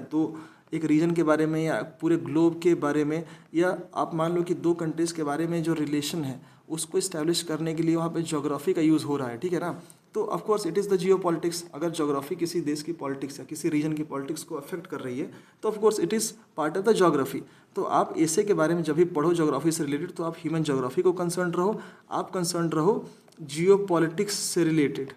ठीक है ना, जियो पॉलिटिक्स से रिलेटेड आप कंसर्न रहो, ठीक है। मैं इसके आपको आंसर्स दिखाऊंगा, आपके क्वेश्चंस भी दिखाऊंगा जो PYQs में आए हैं कि क्यों ज्योग्राफी का जियो पॉलिटिकल पोर्शन, ठीक है, वो इंपॉर्टेंट है। इसी तरीके से आप कंसर्न रहो कि अगर आपको कुछ मिक्स क्वेश्चन दिख गए जहाँ पे ज्योग्राफी का रिलेवेंस इंडिया की सिक्योरिटी से रिलेटेड है, ठीक है ना, तो आप ऐसे क्वेश्चन से भी उतना ही कंसर्न रहो कि अगर ज्योग्राफी डिसाइड कर रही है सिक्योरिटी को, ठीक है, तो ये भी मुझे पढ़ लेना चाहिए as a part of geography itself. अब आपको क्वेश्चन होगा कि यार ज्योग्राफी का सिक्योरिटी से क्या रिलेवेंस है यार, ठीक है ना। तो भाई देखो, ज्योग्राफी का सिक्योरिटी से ऐसा रिलेवेंस है कि आप तो जान ही रहे हो ना कि इंडिया जिस तरीके की वेरिड ज्योग्राफी में, जैसे इंडिया का पॉलिटिकल बाउंड्री घिरा हुआ है, ठीक है। अब से फॉर एग्जांपल है ना, आप नॉर्थ ईस्ट की बात करो, ठीक है ना, आप नॉर्थ ईस्ट इंडिया की बात करो, चलो तो ये मैं आपको बता जस्ट, ठीक है, ठीक है, आप थोड़ा सा ना चलो ये मान लो कि रफ स्केच हो गया। आप इस बात कर लो कि नॉर्थ ईस्ट की बात कर लो, ठीक है। अगर आपको लगता है कि ज्योग्राफी का सिक्योरिटी से कोई रिलेवेंस नहीं है तो ठीक है, अगर आप नॉर्थ ईस्ट की बात कर लो, क्या आपको नहीं पता है ना कि दिस फास्ट फ्लोइंग रिवर्स, ठीक है, अगर एक बार ये ब्रह्मपुत्रा जो यहाँ से चली और नामचा बरवा से it has taken a sharp turn, तो कितना ये जो फास्ट फ्लोइंग रिवर है, the kind of sediment it brings down stream, ठीक है। और बांग्लादेश का जब बॉर्डर पे टच करती है, ठीक है, तो बांग्लादेश के बॉर्डर पे टच करने के बाद आप चाहे जितने भी सिक्योरिटी अरेंजमेंट्स कर लो, ठीक है, जितने भी आप सिक्योरिटी अरेंजमेंट्स कर लो, जितना वो सेडिमेंट लोड लेके आती है ना, आप यहाँ पे बांग्लादेश बॉर्डर पे चाहे जितने भी पोल्स लगा लो, जितने भी सिक्योरिटी अरेंजमेंट्स कर लो, एक बार कोई डिस्ट्रीब्यूटरी यहाँ से वहाँ हुई because of lot of sediment load, और अल्टीमेटली आपके पोल्स यहाँ से वहाँ शिफ्ट हो जाएंगे और आपकी इंटरनेशनल बाउंड्री प्रॉब्लमेटिक, ठीक है, उसके लेके प्रॉब्लम्स होते हैं, अगेन वहाँ पे सिक्योरिटी इम्प्लीकेशंस आ जाते हैं, ठीक है। आपको नहीं पता है कि यार ये जो डेंस जंगल्स हैं, ठीक है ना, जो यहाँ पे जो रफ टेरेन है यहाँ की, ठीक है, this is one of the important reasons जिसकी वजह से इंसर्जेंसी आज तक इस पर्टिकुलर रीजन में प्रिवेल कर पाती है, ठीक है। स्पेशल फोर्सेस यहाँ पे वर्क करती हैं, दे नो कि ये जंगल्स हैं जो इनको अलाउ करते हैं, ठीक है, ये जंगल्स अलाउ करते हैं कि आप अक्रॉस बॉर्डर्स यहाँ पे आ सको, आप इंसर्जेंसी जैसे किसी भी घटना को, ठीक है, आप मतलब कि उसको अंजाम तक पहुँचा सको, and again you choose to fly to the other particular countries, जैसे कि म्यांमार में। आपको नहीं पता है कि अगर आप बात करो यहाँ पे जो थाईलैंड की, ठीक है, अगर आप यहाँ पे बात करो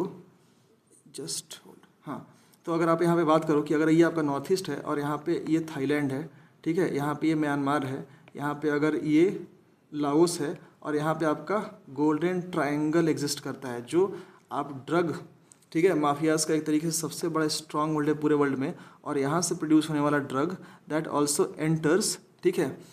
और आपका नॉर्थ ईस्ट और नॉर्थ ईस्ट से अलग अलग जगह पे जाती है। तो again this is the geography, जो ये दो क्लोज प्रॉक्सिमिटी में ये दो जगह हैं जिसकी वजह से यहाँ पे आके और यहाँ पे कोई भी आदमी ड्रग जैसे किसी कार्टेल को बहुत ही, ठीक है,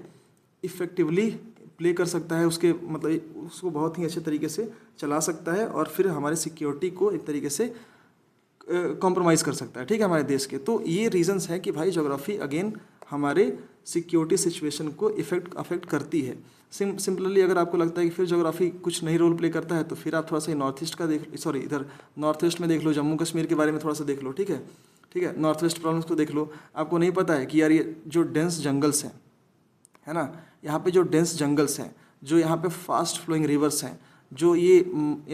स्नो क्लैड माउंटेन पीक्स हैं यहाँ पे, जो यहाँ की ट्रेचरस टेरेन है, ठीक है, जो यहाँ की रफ टोपोग्राफी है, ये सारे जो एलिमेंट्स हैं they play a very very important role, ठीक है। जब आप सिक्योरिटी अरेंजमेंट्स को लेकर कंसर्न होते हो तो ये आपके रोल प्ले करती हैं, क्योंकि आप बॉर्डर्स को ये सारी चीज़ें स्टेबल रहने ही नहीं देती हैं। अगर स्टेबल है भी तो वहाँ पे बॉर्डर फेंसिंग करना और ये सारी चीज़ें जो सिक्योरिटी को आपके स्ट्रेंथन कर सके वो बहुत ही प्रॉब्लमेटिक हो जाती है। तो मेरा देखो कहने का मतलब अगेन वही है कि जब भी आप ज्योग्राफी को ऐसे पॉइंट ऑफ व्यू से सोचो, ठीक है ना, ज्योग्राफी को आप ऐसे पॉइंट ऑफ व्यू से सोचो तो आप कोशिश करो कि आप सबसे पहले तो ह्यूमन ज्योग्राफी पार्ट से डील करोगे, समझ गए, फिर आप डील करोगे कौन सी ऐसी चीज़ें हैं, ठीक है, ह्यूमन ज्योग्राफी पार्ट हो गया। फिर आप ज्योग्राफी को जियो पॉलिटिक्स की तरह भी ट्रीट करना सबसे पहले तो सीखो कि यार ज्योग्राफी अगर है तो जियो पॉलिटिक्स का भी कोई कंसर्न होगा तो मैं उसको एसी के सेक्शन में डील करूँगा। तीसरी बात है कि अगर आपको जियो पॉलिटिक्स समझ में आ गई तो फिर आपको ये भी कंसर्न होना पड़ेगा भाई साहब कि ज्योग्राफी से रिलेटेड अगर कोई सिक्योरिटी इम्प्लीकेशन है हमारे कंट्री को लेके तो भाई मैं उसको भी डील करूँगा। तो अगर आपने ज्योग्राफी को लेके ये तीन चीज़ें दिमाग में रखी, ठीक है, तो आप अल्टीमेटली सेल थ्रू कर जाओगे। सिमिलरली मैं आपसे एक और क्वेश्चन डिस्कस करना चाहूँगा जो रिलेटेड है जियो पॉलिटिक्स से, ठीक है, और मैं कोशिश करूँगा कि मैं इस रिलेवेंस को इस्टेब्लिश कर सकूँ कि किस तरीके से जियो पॉलिटिक्स जो है वो ज्योग्राफी से रिलेटेड है, ठीक है, कि जब भी आप जियो पॉलिटिक्स का क्वेश्चन देखो तो आप इसे ऐसा समझो कि मुझे इस पर्टिकुलर क्वेश्चन को, ठीक है, ऐसे के फॉर्मेट में अगर मैं बात करूँ ना तो मुझे ज्योग्राफी के क्वेश्चन की तरह ट्रीट करना है और ज्योग्राफी की जब मैं प्रिपरेशन करूँ, है ना, रिगार्डिंग द ऐसे सेक्शन, तो मैं उस समय ही इस जियो पॉलिटिक्स के क्वेश्चन को, ठीक है, डील कर लूँ, मैं उसके नोट्स बना लूँ, मैं उस पर अपने नोट्स प्रिपेयर करके तैयार रहूँ कि भाई अगर टेस्ट में आया या एग्जाम में आया तो मुझे उस पर लिखना है, ठीक है। अब उसके लिए सबसे पहले मुझे चाहिए क्वेश्चन, तो चलो थोड़ा सा ना एक PYQ को देखते हैं कि किस तरीके से जियो पॉलिटिक्स जो है वो ज्योग्राफी से ही रिलेटेड है, ठीक है। तो आप जरा फोकस करो इस पर्टिकुलर PYQ पे, ठीक है। यहाँ पे आपको दिख रहा है कि चाइनीज़ इकोनॉमिक पॉलिसी, ठीक है, इन कंट्रीज़ बॉर्डरिंग इंडिया। अब ये क्वेश्चन जो है ना ये CAPF 2021 में पूछा गया है। तो इसका बेसिक, ठीक है, एक्सप्लेनेशन यही है कि भाई बता दो कि अगर ये अपनी मतलब जो भी है, ठीक है, अगर ये इंडिया अपनी कंट्री है, ठीक है, तो इसके बॉर्डरिंग स्टेट्स में मतलब बॉर्डरिंग कंट्रीज़ में चाइना की इकोनॉमिक पॉलिसी के बारे में थोड़ा सा आप डिस्कशन करो। अब देखो चाइना की इकोनॉमिक पॉलिसी के बारे में अगर बात किया गया है, ठीक है, और मुझे सिर्फ सिंपल पता है कि मुझे इस इकोनॉमिक पॉलिसी को ज्योग्राफी की तरह ट्रीट करना है, तो ज़रा आप ये देखो एक बार कि अगर मैं ये इंडिया का एक रफ मैप बना दूँ, ठीक है, ठीक है, योर जैसलमेर, ठीक, मैं कुछ ऐसा बना दूं और मुझे पता है कि somewhere here we have got the China, ठीक है, एज आर राइवल कंट्री। और अगर मुझे ये बात पता है कि somewhere near here we have the strait of Malacca, ठीक है, मेरे ख्याल से स्ट्रेट ऑफ मलक्का, सॉरी यहाँ नहीं होगा, थोड़ा सा और हम सदर्न वर्ड्स जाएंगे तो यहाँ पे मिलेगा मुझे। और अगर मुझे पता है कि चाइना का ये जो सारा ट्रेड है, ठीक है, या मोस्ट ऑफ द ट्रेड, मैं बोलूँ कि 90% ऑफ द ट्रेड, ठीक है, ये जो रूट है ना ये इस पर्टिकुलर रूट को फॉलो करता है जहाँ पे आपको यहाँ कहीं जो आपका ये सदर्न टिप है इंडिया का, वहाँ से बहुत ही करीब इंडियन ओशन में SLOCs मतलब कि global sea lanes of communications मिलते हैं। मतलब कि चाइना का जो 90% ट्रेड है ना वो इस पर्टिकुलर रूट को फॉलो करता है कि वो साउथ ईस्ट एशिया में आता है, ठीक है, उसके बाद से स्ट्रेट ऑफ मलक्का में जाता है, स्ट्रेट ऑफ मलक्का के बाद उसको क्रॉस करने के बाद, ठीक है, जितने भी चाइना के ऑलमोस्ट, ठीक है, वाइट शिपिंग है, ठीक है, वाइट शिपिंग मतलब कि कोई भी ऐसा शिपिंग जो नॉन मिलिट्री नेचर हो, ठीक है, तो ये सारा वाइट शिपिंग ऑलमोस्ट पास होता है ग्लोबल सी लेंस ऑफ जो कम्युनिकेशन है जो इंडिया के सदर्न मोस्ट बॉर्डर से बहुत ही करीब है, ठीक है। इसके बाद से फिर अफ्रीका का रूट, ठीक है, यहाँ पे जो केप ऑफ गुड होप है, ठीक है, समवेयर नियर अफ्रीका, और कुछ जो है ना ये रेड सी के थ्रू आपको फिर ठीक है, ये पास होता है टुवर्ड्स द यूरोप और उसके बाद यूरोप से अटलांटिक होके ये इधर सदर्न वेस्टर्न, ठीक है, डायरेक्शन में फिर आपको अमेरिकाज में भी जाता है। ठीक है, तो अगर मुझे ये बात पता है भाई कि ये पर्टिकुलर रीजन है जहाँ पे चाइना का 90% ऑफ द जो ट्रेड का स्टेक लगा हुआ है और यहाँ से ये पास होता है इस पर्टिकुलर रूट को, ठीक है, अगर इस पर्टिकुलर रूट को ये फॉलो कर रहा है और यहाँ पे एक माइटी कंट्री लाइक इंडिया जहाँ पे लोकेटेड है, ठीक है, और अगर इस लोकेशन की वजह से चाइना को अगर लगा कभी भी कि मेरा भाई इकोनॉमिक पॉलिसी जो है ना, मेरा कोई भी ऐसा इकोनॉमी स्टेक पे लग सकता है जो मेरी सारी शिपिंग है इसके लोकेशन की वजह से, मतलब अगर इंडिया ने से फॉर एग्जांपल कोई भी ऐसी पॉलिसी इनिशिएटिव ली, ठीक है, जिससे चाइना को लगा कि भाई ये इंडिया का एक मिस एडवेंचर है और ये कहीं ना कहीं मेरे इस इकोनॉमिक माइट को चैलेंज करने की कोशिश करेगा, सो इन दैट फॉर्म, ठीक है, China has also brought up with a different kind of policy जिसे अनऑफिशियल लैंग्वेज में हम लोग बोलते हैं, ठीक है, स्ट्रिंग ऑफ पल्स, ठीक है, स्ट्रिंग ऑफ पल्स। अब ये चाइना ने इसको कोई ऑफिशियली नेम नहीं किया है, ये डिफेंस सर्कल्स में जो भी एक्सपर्ट्स हैं वो इसको स्ट्रिंग ऑफ पल्स की पॉलिसी की तरह बोलते हैं। और इसका सिंपल लॉजिक ये है कि अगर मैं आपको यहाँ पे श्रीलंका आपको दिख रहा है, ठीक है, यहाँ पे समवेयर नियर आपको पाकिस्तान दिख रहा है, यहाँ पे ये जो कोस्टल एरिया है ना, इस कोस्टल एरिया में अगर आपको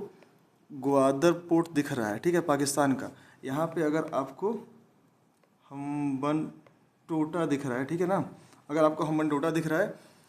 इसी तरीके से चाइना पूरी कोशिश कर रहा है कि बांग्लादेश में अपने पोर्ट्स को प्रिपेयर करे, इसी तरीके से म्यांमार में, ठीक है, ये पोर्ट्स को प्रिपेयर करने की बातें कर रहा है। तो इन पोर्ट्स के थ्रू, ठीक है, कहने को तो ये चाइना यहाँ पे पोर्ट्स डेवलप करता है, ठीक है, पर अगर आप थोड़ा सा इसे और डिटेल्ड फॉर्म में देखो तो इन सारे, ठीक है, इन पोर्ट्स में राइट फ्रॉम जहाँ मैं आपको यहाँ पे ग्वादर की बात कर रहा हूँ, यहाँ पे हम्बनटोटा की बात कर रहा हूँ, यहाँ पे शायद सितवे पोर्ट है जहाँ पे चाइना अपने स्टेट्स क्लेम करता है, इसी तरीके से बांग्लादेश में भी अपने पोर्ट्स को बनाने की कोशिश कर रहा है। और इन सारे पोर्ट्स को ज़रा आप मिला दो जहाँ पे चाइना का सिर्फ इकोनॉमिक एक्टिविटी नहीं होती है, जहाँ पे चाइना की मिलिट्री एक्टिविटी भी, ठीक है, उतनी ही इंटेंस है, ठीक है। रिसेंटली हमने सुना भी था ना कि चाइना के जो हम्बनटोटा पोर्ट है यहाँ पे चाइना ने जिसको एक्वायर किया है फॉर 99 ईयर्स, उसमें कुछ मिलिट्री शिप्स हैं, वहाँ पे कुछ मिलिट्री शिप्स हैं जो यहाँ पे इधर अपने इंडिया के ईस्टर्न और सदर्न कोस्ट के करीब आकर हमारे मिलिट्री सेटअप जितने भी हैं उस पर रडार्स के थ्रू, ठीक है, नज़र या सर्विलांस रखने की कोशिश कर रहे हैं, ठीक है। तो अगर मुझे ये बात पता है तो क्या मैं इस बात को कंक्लूड नहीं कर सकता हूँ कि ये जो जियो पॉलिटिक्स है ना, ठीक है, ये जो जोग्राफ़ी है इंडिया की, ठीक है, ये जो जोग्राफिकल लोकेशन है इन द इंडियन, ठीक है, ओशियन, उसने कहीं ना कहीं इम्पैक्ट की कि चाइना ऐसी कोई पॉलिसी स्ट्रिंग ऑफ, ठीक है, पल्स को इनिशिएट करे जिसके थ्रू अपने ये डिफरेंट नोड्स बनाए, जैसे कि ग्वादर, जैसे कि हम्बनटोटा, जैसे कि यहाँ पे सितवे पोर्ट, जैसे कि इसकी जो, ठीक है, कोशिश है बांग्लादेश में पोर्ट को अक्वायर करके यहाँ पे मिलिट्री बेसिस को सेटअप करने की, कि अगर किसी भी टाइम इसको लगा कि कोई इंडिया का पॉलिसी इनिशिएटिव जो इसके इकोनॉमिक, ठीक है, माइट को चैलेंज कर सकता है, तो इसके थ्रू, स्ट्रिंग ऑफ पल्स के थ्रू इंडिया को ये चोक कर सके कम्प्लीटली, ठीक है। तो अगेन मैंने बोला कि भाई इट वाज द ज्योग्राफी, ठीक है, इंडिया का ये ज्योग्राफिकल लोकेशन था जिसने अल्टीमेटली चाइना जैसे कंट्री को फोर्स किया है, नॉट इन अ वे कि मतलब ख़राब तरीके से फोर्स करना, वो मतलब मैं वैसे नहीं बोलना चाहता हूँ, लेकिन मैं ये बता रहा हूँ कि यार चाइना को इस पॉलिसी इनिशिएटिव अपने इकोनॉमिक इंटरेस्ट को सिक्योर करने के लिए एक तरीके से कह लो कि इंडिया की लोकेशन में फोर्सिंग किया है, ठीक है। तो एक तो ये बात हो गई, तो मुझे ये बात समझ में आ गई। अगर आप लोगों को ये बात समझ में आ रही है कि भाई ये रीज़न था कि अगर मुझे क्वेश्चन दिखा कि China is economic policy in the countries bordering India, ये क्यों हुआ, तो अल्टीमेटली ये हुआ क्योंकि इंडिया की जियो पॉलिटिकल लोकेशन कुछ इस तरीके से है जहाँ पे चाइना ने, ठीक है, जिसकी वजह से चाइना को एक ऐसी पॉलिसी, अब वो भाई अपने इंटरेस्ट को सिक्योर करने के लिए कुछ भी करेगा, और स्ट्रिंग ऑफ पल्स का जो ऐसा कोई भी पॉलिसी है वो इसीलिए वो लेके आया है इन द इंडियन ओशियन, ठीक है, जहाँ पे वो ना कि सिर्फ पोर्ट्स को डेवलप कर रहा है पर उसके थ्रू अपने मिलिट्री माइट से भी ना इंडिया को चैलेंज करने की वो, ठीक है, कोशिश करेगा, ठीक है, through the string of pulse. तो ये तो बात हो गई। तो अगर अब मुझे इतनी सारी चीज़ें समझ में आ गई हैं, ठीक है, मुझे ज्योग्राफी समझ में आ गई है कि भाई अगर ऐसे सेक्शन में जब भी मुझे कंसर्न होना है रिगार्डिंग द इंडिकेटिव टॉपिक, है ना, अब इंडिकेटिव टॉपिक दिया गया था सिलेबस में, वो सिलेबस में क्या था कि भाई ज्योग्राफी होगा, तो मुझे सिर्फ और सिर्फ जब भी मैं ज्योग्राफी से रिलेटेड ऐसे को लेके कंसर्न हूँ तो मुझे सिर्फ 3 से 4 थीम्स डिस्कस करना है, ठीक है, अपने दिमाग में, और उस डिस्कशंस के थ्रू मुझे ये लॉजिक डिड्यूस करना है कि भाई देखो अगर कुछ भी आया ज्योग्राफी से रिलेटेड तो मैं प्रिपेयर सिर्फ 3 या 4 चीज़ें करूँगा, जिसमें होगा भाई ह्यूमन ज्योग्राफी के कुछ एस्पेक्ट्स, ठीक है, इसको मैं डिस्कस करने वाला हूँ। मतलब कि आप सारे लोग अपने दिमाग में डिस्कस करेंगे कि भाई मुझे इससे रिलेटेड ही प्रिपेयर करना है। डिफेंस बीट्स तो ये सारी वीडियोस प्रोवाइड करेगा ही, पर आपको एक क्लैरिटी होनी चाहिए कि मुझे ज्योग्राफी में ऐसे से रिलेटेड क्या पढ़ना है। तो अगर आपको ये पढ़ना है तो आप करोगे ह्यूमन ज्योग्राफी का पार्ट, उसके बाद से आप पढ़ोगे कि ऐसा कोई क्वेश्चन या ऐसा कोई इशू, ठीक है, जो आपके करंट या कंटेम्प्रेरी अफेयर्स में है और ज्योग्राफी से रिलेटेड है, पर उसका रिलेवेंस, ठीक है, जियो पॉलिटिक्स से भी है। तो ये हो गया। फिर अगर ऐसा कोई इशू है जहाँ पर ज्योग्राफी इन्वॉल्व है पर वो इंडिया के सिक्योरिटी इम्प्लीकेशन से भी कंसर्न्ड है, तो मैं इन पर्टिकुलर टॉपिक्स को, ये जो 3 प्रोमिनेंट थीम्स है ना, इसी को एक बड़ी थीम मान के इसके अंदर जितने भी सब थीम्स हो सकते हैं, जितने भी सब टॉपिक्स हो सकते हैं, ठीक है, उसको मैं प्रिपेयर करने की कोशिश करूँगा। ये बात की क्लैरिटी आपको होनी चाहिए कि जब भी आपने ज्योग्राफी उठाया, just be concerned for the essay part related to the geography, जहाँ पे सिर्फ आपको ह्यूमन ज्योग्राफी से बात करनी है, ठीक है। आपको जियो पॉलिटिक्स और ज्योग्राफी के बीच के कोई ऐसा इशू है तो उसको तैयार करना है, और उसी तरीके से ज्योग्राफी और सिक्योरिटी, मतलब इंडिया की सिक्योरिटी से रिलेटेड कोई इशू है तो उसको प्रिपेयर करना है। तो ये तो हो गया ज्योग्राफी से रिलेटेड डिस्कशन, ठीक है। इसके बाद अल्टीमेटली आता है भाई कि डायमेंशंस को एक्सप्लोर कैसे करना है, ठीक है ना। अब आती है बात कि भाई अगर मुझे सारी बातें पता चल गई तो मुझे डायमेंशंस कैसे एक्सप्लोर करना है। डायमेंशन एक्सप्लोर करने का सबसे, ठीक है, लॉजिकल, ठीक है, रीज़न सिर्फ एक है कि भाई अगर मैंने डायमेंशन एक्सप्लोर किया तो मैं कौन से, ठीक है, PYQs के बेस पे क्या ऐसा प्रेडिक्ट करूं कि इस साल अगर मैं 2025 में, ठीक है, बैठ रहा हूँ तो मेरे लिए ऐसे प्रेडिक्टेबल हो जाए। तो ज्योग्राफी से रिलेटेड मुझे इन PYQs के बेसिस पे, ठीक है, जो करंट और कंटेम्प्रेरी अफेयर्स हैं आपके अराउंड दिख रहे हैं, उसके बेसिस पे, मतलब पहले आपको PYQ करना है, ठीक है, फिर आपको सिलेबस तो आपने देख ही लिया है, ठीक है, फिर करंट प्लस कंटेम्प्रेरी थीम्स, इन तीनों के बेस पे आपको एक पर्टिकुलर थीम डिस्कस करना है, उस पर नोट्स बनाने हैं और उसको तैयार करके 2025 के लिए प्रिपेयर रहना है। डिफेंस बेस्ड ये सारी चीज़ें कराएगा, पर मैं समझ रहा हूँ कि अगर आप यहाँ पे नहीं भी आए बाद में तो आपको ये बात की एक्सट्रीम क्लैरिटी होनी चाहिए, ठीक है। अब चलो, अब हम लोग थोड़ा सा एक डिफरेंट, ठीक है, इंडिकेटिव टॉपिक को डिस्कस करते हैं, जिसको हम लोग बोलते हैं भाई सिक्योरिटी, ठीक है ना। अब देखो, जब भी मैंने इंडिकेटिव टॉपिक, जब का मतलब कि जब मैंने सिलेबस को आपसे डिस्कस किया, सिलेबस को डिस्कस किया, तो अगेन वहाँ पे एक इंडिकेटिव टॉपिक था जहाँ पर, जिसका मतलब था कि भाई आपकी जो समझ होनी चाहिए वो ये देखो, सिक्योरिटी की भी नॉलेज आपको होनी चाहिए, मतलब कि the knowledge of security, India की सिक्योरिटी से रिलेटेड आपकी समझ होनी चाहिए। तो देखो, जितना मैंने PYQs को एनालाइज किया है, जितना मैंने, मतलब जितने भी लोगों को मैंने आज तक डील किया है, ठीक है, related to the essay section, तो वहाँ पे सिक्योरिटी से रिलेटेड PYQs को देखने के बाद मुझे एक ही चीज़ समझ में आई है कि देखो यार, अगर मुझे सिक्योरिटी को डील करना है तो मुझे कुछ बेसिक थीम्स पता होनी चाहिए, ठीक है, और वही basic themes year on year, ठीक है, पिछले 10 साल में करीब रिपीट हुई है। तो चलो 1 बाय 1 उन बेसिक थीम्स को डिस्कस करते हैं कि भाई वो कौन सी थीम्स है जहाँ से क्वेश्चंस बार बार UPSC सिक्योरिटी से रिलेटेड एसेज में, ठीक है, पिक करती है और आपको एग्जाम के फॉर्म में, आपको क्वेश्चन के फॉर्म में आपके सामने प्रोड्यूस करती है, ठीक है। तो देखो, सबसे पहली जो थीम मुझे समझ में आई है, इट इज़ रिलेटेड टू, ठीक है, डिफेंस, है ना, प्रिपेयर्डनेस, ठीक है, एंड मॉडर्नाइजेशन। तो अगर आपके कंट्री में, ठीक है, कुछ भी ऐसा डिफेंस सिक्योरिटी, ठीक है, डिफेंस प्रिपेयर्डनेस से रिलेटेड कोई ऐसी थीम है, ठीक है, या मॉडर्नाइजेशन से रिलेटेड ऐसी कोई थीम चल रही है, कोई ऐसा इशू चल रहा है, कोई ऐसा अफेयर चल रहा है, तो आपको उससे रिलेटेड क्वेश्चंस को करना पड़ेगा। और ये मैं बता रहा हूँ कि आप PYQs देखो, अपने आप ही आपको पता चल जाएगा। इनफैक्ट मैं भी आपको भी थोड़ी देर में हेल्प करने वाला हूँ कि कैसे defence preparedness is one of the very important themes, ठीक है, for you to prepare essay related to the security portion, ठीक है। अब देखो, सेकेंड थीम क्या है, आपको जब भी सिक्योरिटी से डील करना है तो आप एक और टाइप के थीम को डील करो, जिसको बोलते हैं इंडिया एंड नेबरहुड, ठीक है, रिलेशंस, ठीक है। तो यहाँ पे क्वेश्चंस कैसे आए हैं आपके पास, बहुत ही पर्टिकुलर, मतलब कि ऐसे हमारे नेबरहुड में, ठीक है, अगर इंडिया के नेबरहुड में कोई भी कंट्री है, से फॉर एग्जांपल चाइना है, ठीक है, आपके पास पाकिस्तान का एग्जांपल है, रिसेंट एस्केलेशन सबसे बड़े, मतलब एविडेंस है कि भाई क्यों हमें सिक्योरिटी चाहिए फ्रॉम कंट्रीज़ लाइक दिस, ठीक है। उसके बाद से आपके पास श्रीलंका है, आपके पास बांग्लादेश है, ठीक है ना, आपके पास म्यांमार है, जो आपके बॉर्डरिंग स्टेट्स हैं। अब प्रॉब्लम ये है ना कि यहाँ पे जो ये सेकंड थीम है, ठीक है, जो मैं यहाँ पे सेकंड थीम की बात कर रहा हूँ, जस्ट गिव मी सेकंड। हाँ, तो ठीक है, इंडिया के नेबरहुड में ऐसी कोई भी पॉलिसी इनिशिएटिव आपको दिख रही है जो कहीं ना कहीं इंडिया के सिक्योरिटी को, ठीक है, इम्पैक्ट कर रही है, तो उस सिक्योरिटी जैसी थीम को, ठीक है, उस पर्टिकुलर पॉलिसी को मुझे सिक्योरिटी से रिलेटेड ऐसे के फॉर्म में प्रिपेयर कर ही लेना होगा किसी भी केस में। अब मैं आपको ना इसके एग्जांपल्स दिखाता हूँ। देखो, आप थोड़ा सा ना पिछले ईयर्स के पेपर्स को उठा के देखो तो आपको पता चलेगा किस तरीके से किसी भी कंट्री का कोई अगर पॉलिसी इनिशिएटिव है तो वहाँ पे अगर वो इंडिया की पॉलिसी को, इंडिया के सिक्योरिटी को कहीं ना कहीं इम्पैक्ट कर रहा है तो वो प्रॉब्लमेटिक है और वो ऐसे के फॉर्म में पूछा गया है, ठीक है। तो देखो,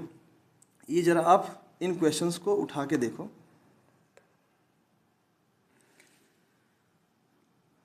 एक मिनट। हाँ, तो जैसे आप ये क्वेश्चन देखो, ये देखो, ये आपको क्वेश्चन दिख रहा है, the onus of maintaining the healthy relations with India, ठीक है, with Nepal is on India. 2016 में पूछा गया है। आप इसकी टाइमिंग को बहुत ख्याल करना, ठीक है, मैं इसके बारे में डिस्कशन करने वाला हूँ। तो ये क्वेश्चन है कि the onus of maintaining healthy relations with Nepal is on India, मतलब कि जो भी बर्डन है, ठीक है, हेल्दी रिलेशन मेंटेन करने का नेपाल के साथ में, वो सबसे पहले बर्डन हमें पिक करना होगा। उसका एक लार्जेस्ट चंक जो है वो हम मतलब हमारे पास वो रिस्पॉन्सिबिलिटी है कि हम उसे ठीक करें, ठीक है। तो अब आप जरा ना 2015 के इवेंट्स को कुछ याद करो, ठीक है। हो सकता है कि आप लोग बहुत नए हैं इस सेक्शन में, तो आप मतलब इस पर्टिकुलर प्रिपरेशन में, तो हो सकता है आप भूल गए हो, पर जरा ना इट वाज 2015, जरा रिकॉल करो कि 2015 में ना कॉन्स्टिट्यूशन बनने वाला था। मतलब कॉन्स्टिट्यूशन तो 3-4 बार रिवाइज हो चुका है वहाँ पे, लेकिन अभी रिसेंट जो कॉन्स्टिट्यूशन रिवीजन चल रहा था ना वहाँ पे नेपाल में, तो 2015 में ये वाला इशू चल रहा था। और जो बॉर्डरिंग स्टेट, जो तराई रीजन है ना इंडिया से, जो, ठीक है, जो तराई रीजन है नेपाल का, वहाँ पे there is a ethnic community, ठीक है, जिसे हम लोग बोलते हैं मधेसीज, ठीक है। अब ये जो है, ये थोड़ा सा इनके राइट्स को लेकर, ठीक है, कॉन्स्टिट्यूशन में, नेपालीज कॉन्स्टिट्यूशन में थोड़ा सा डिस्क्रिमिनेशन हो रहा था, and India picked up this issue और मधेसीज के सपोर्ट में मतलब टैसिट सपोर्ट के लिए एक तरीके से खड़ा हो गया। And this was the reason जब अगेन नेपाल ने इसको अपने सोवरेनिटी के अगेंस्ट समझा कि कैसे कोई दूसरी कंट्री, जब हम कॉन्स्टिट्यूशन बना रहे हैं और हम अपने लोगों के बारे में राइट्स वहाँ पे डिस्कस कर रहे हैं, तो कैसे कोई दूसरी कंट्री में समझा सकती है। और यही रीज़न था कि China came very close to the Nepal. Again China started building infrastructure, और चाइना जैसे कंट्री का हमारे बॉर्डरिंग स्टेट के, ठीक है, अफेयर्स में इंटरवेन करने का मतलब है कि अगेन हमारे इंडिया को उसके सिक्योरिटी इम्प्लीकेशंस के बारे में अगेन एक कॉशियस हो जाना चाहिए। अब यही रीज़न था, ठीक है, कि जब चाइना करीब आया, नेपाल और इंडिया के बीच में रिलेशंस थोड़े से अनस्टेबल हुए, और इट वाज इन 2016 जब ये क्वेश्चन टपका हमारे यूपीएससी एग्जामिनेशन में सीएपीएफ के एसे के फॉर्म में, ठीक है, the onus of maintaining healthy relation to with the Nepal is on India. तो मैं ना आपसे ये कॉन्टेक्स्ट डिस्कस कर रहा हूँ कि भाई ये पर्टिकुलर कॉन्टेक्स्ट था। तो अगर आप देखो कि किसी भी हमारे बॉर्डरिंग स्टेट में, ठीक है, अगर कोई पॉलिसी इनिशिएटिव है जो इंडिया की सिक्योरिटी को इम्प्लीकेट कर रहा है, तो वहाँ पे आपको उसे सिक्योरिटी पॉइंट ऑफ व्यू से देख के उस पर आपको ऐसे प्रिपेयर कर लेना चाहिए। दिस इज़, ठीक है, पॉइंट नंबर 1। ये बात समझ में आ गई। चलो दूसरा हम लोग क्वेश्चन देखते हैं कि यार,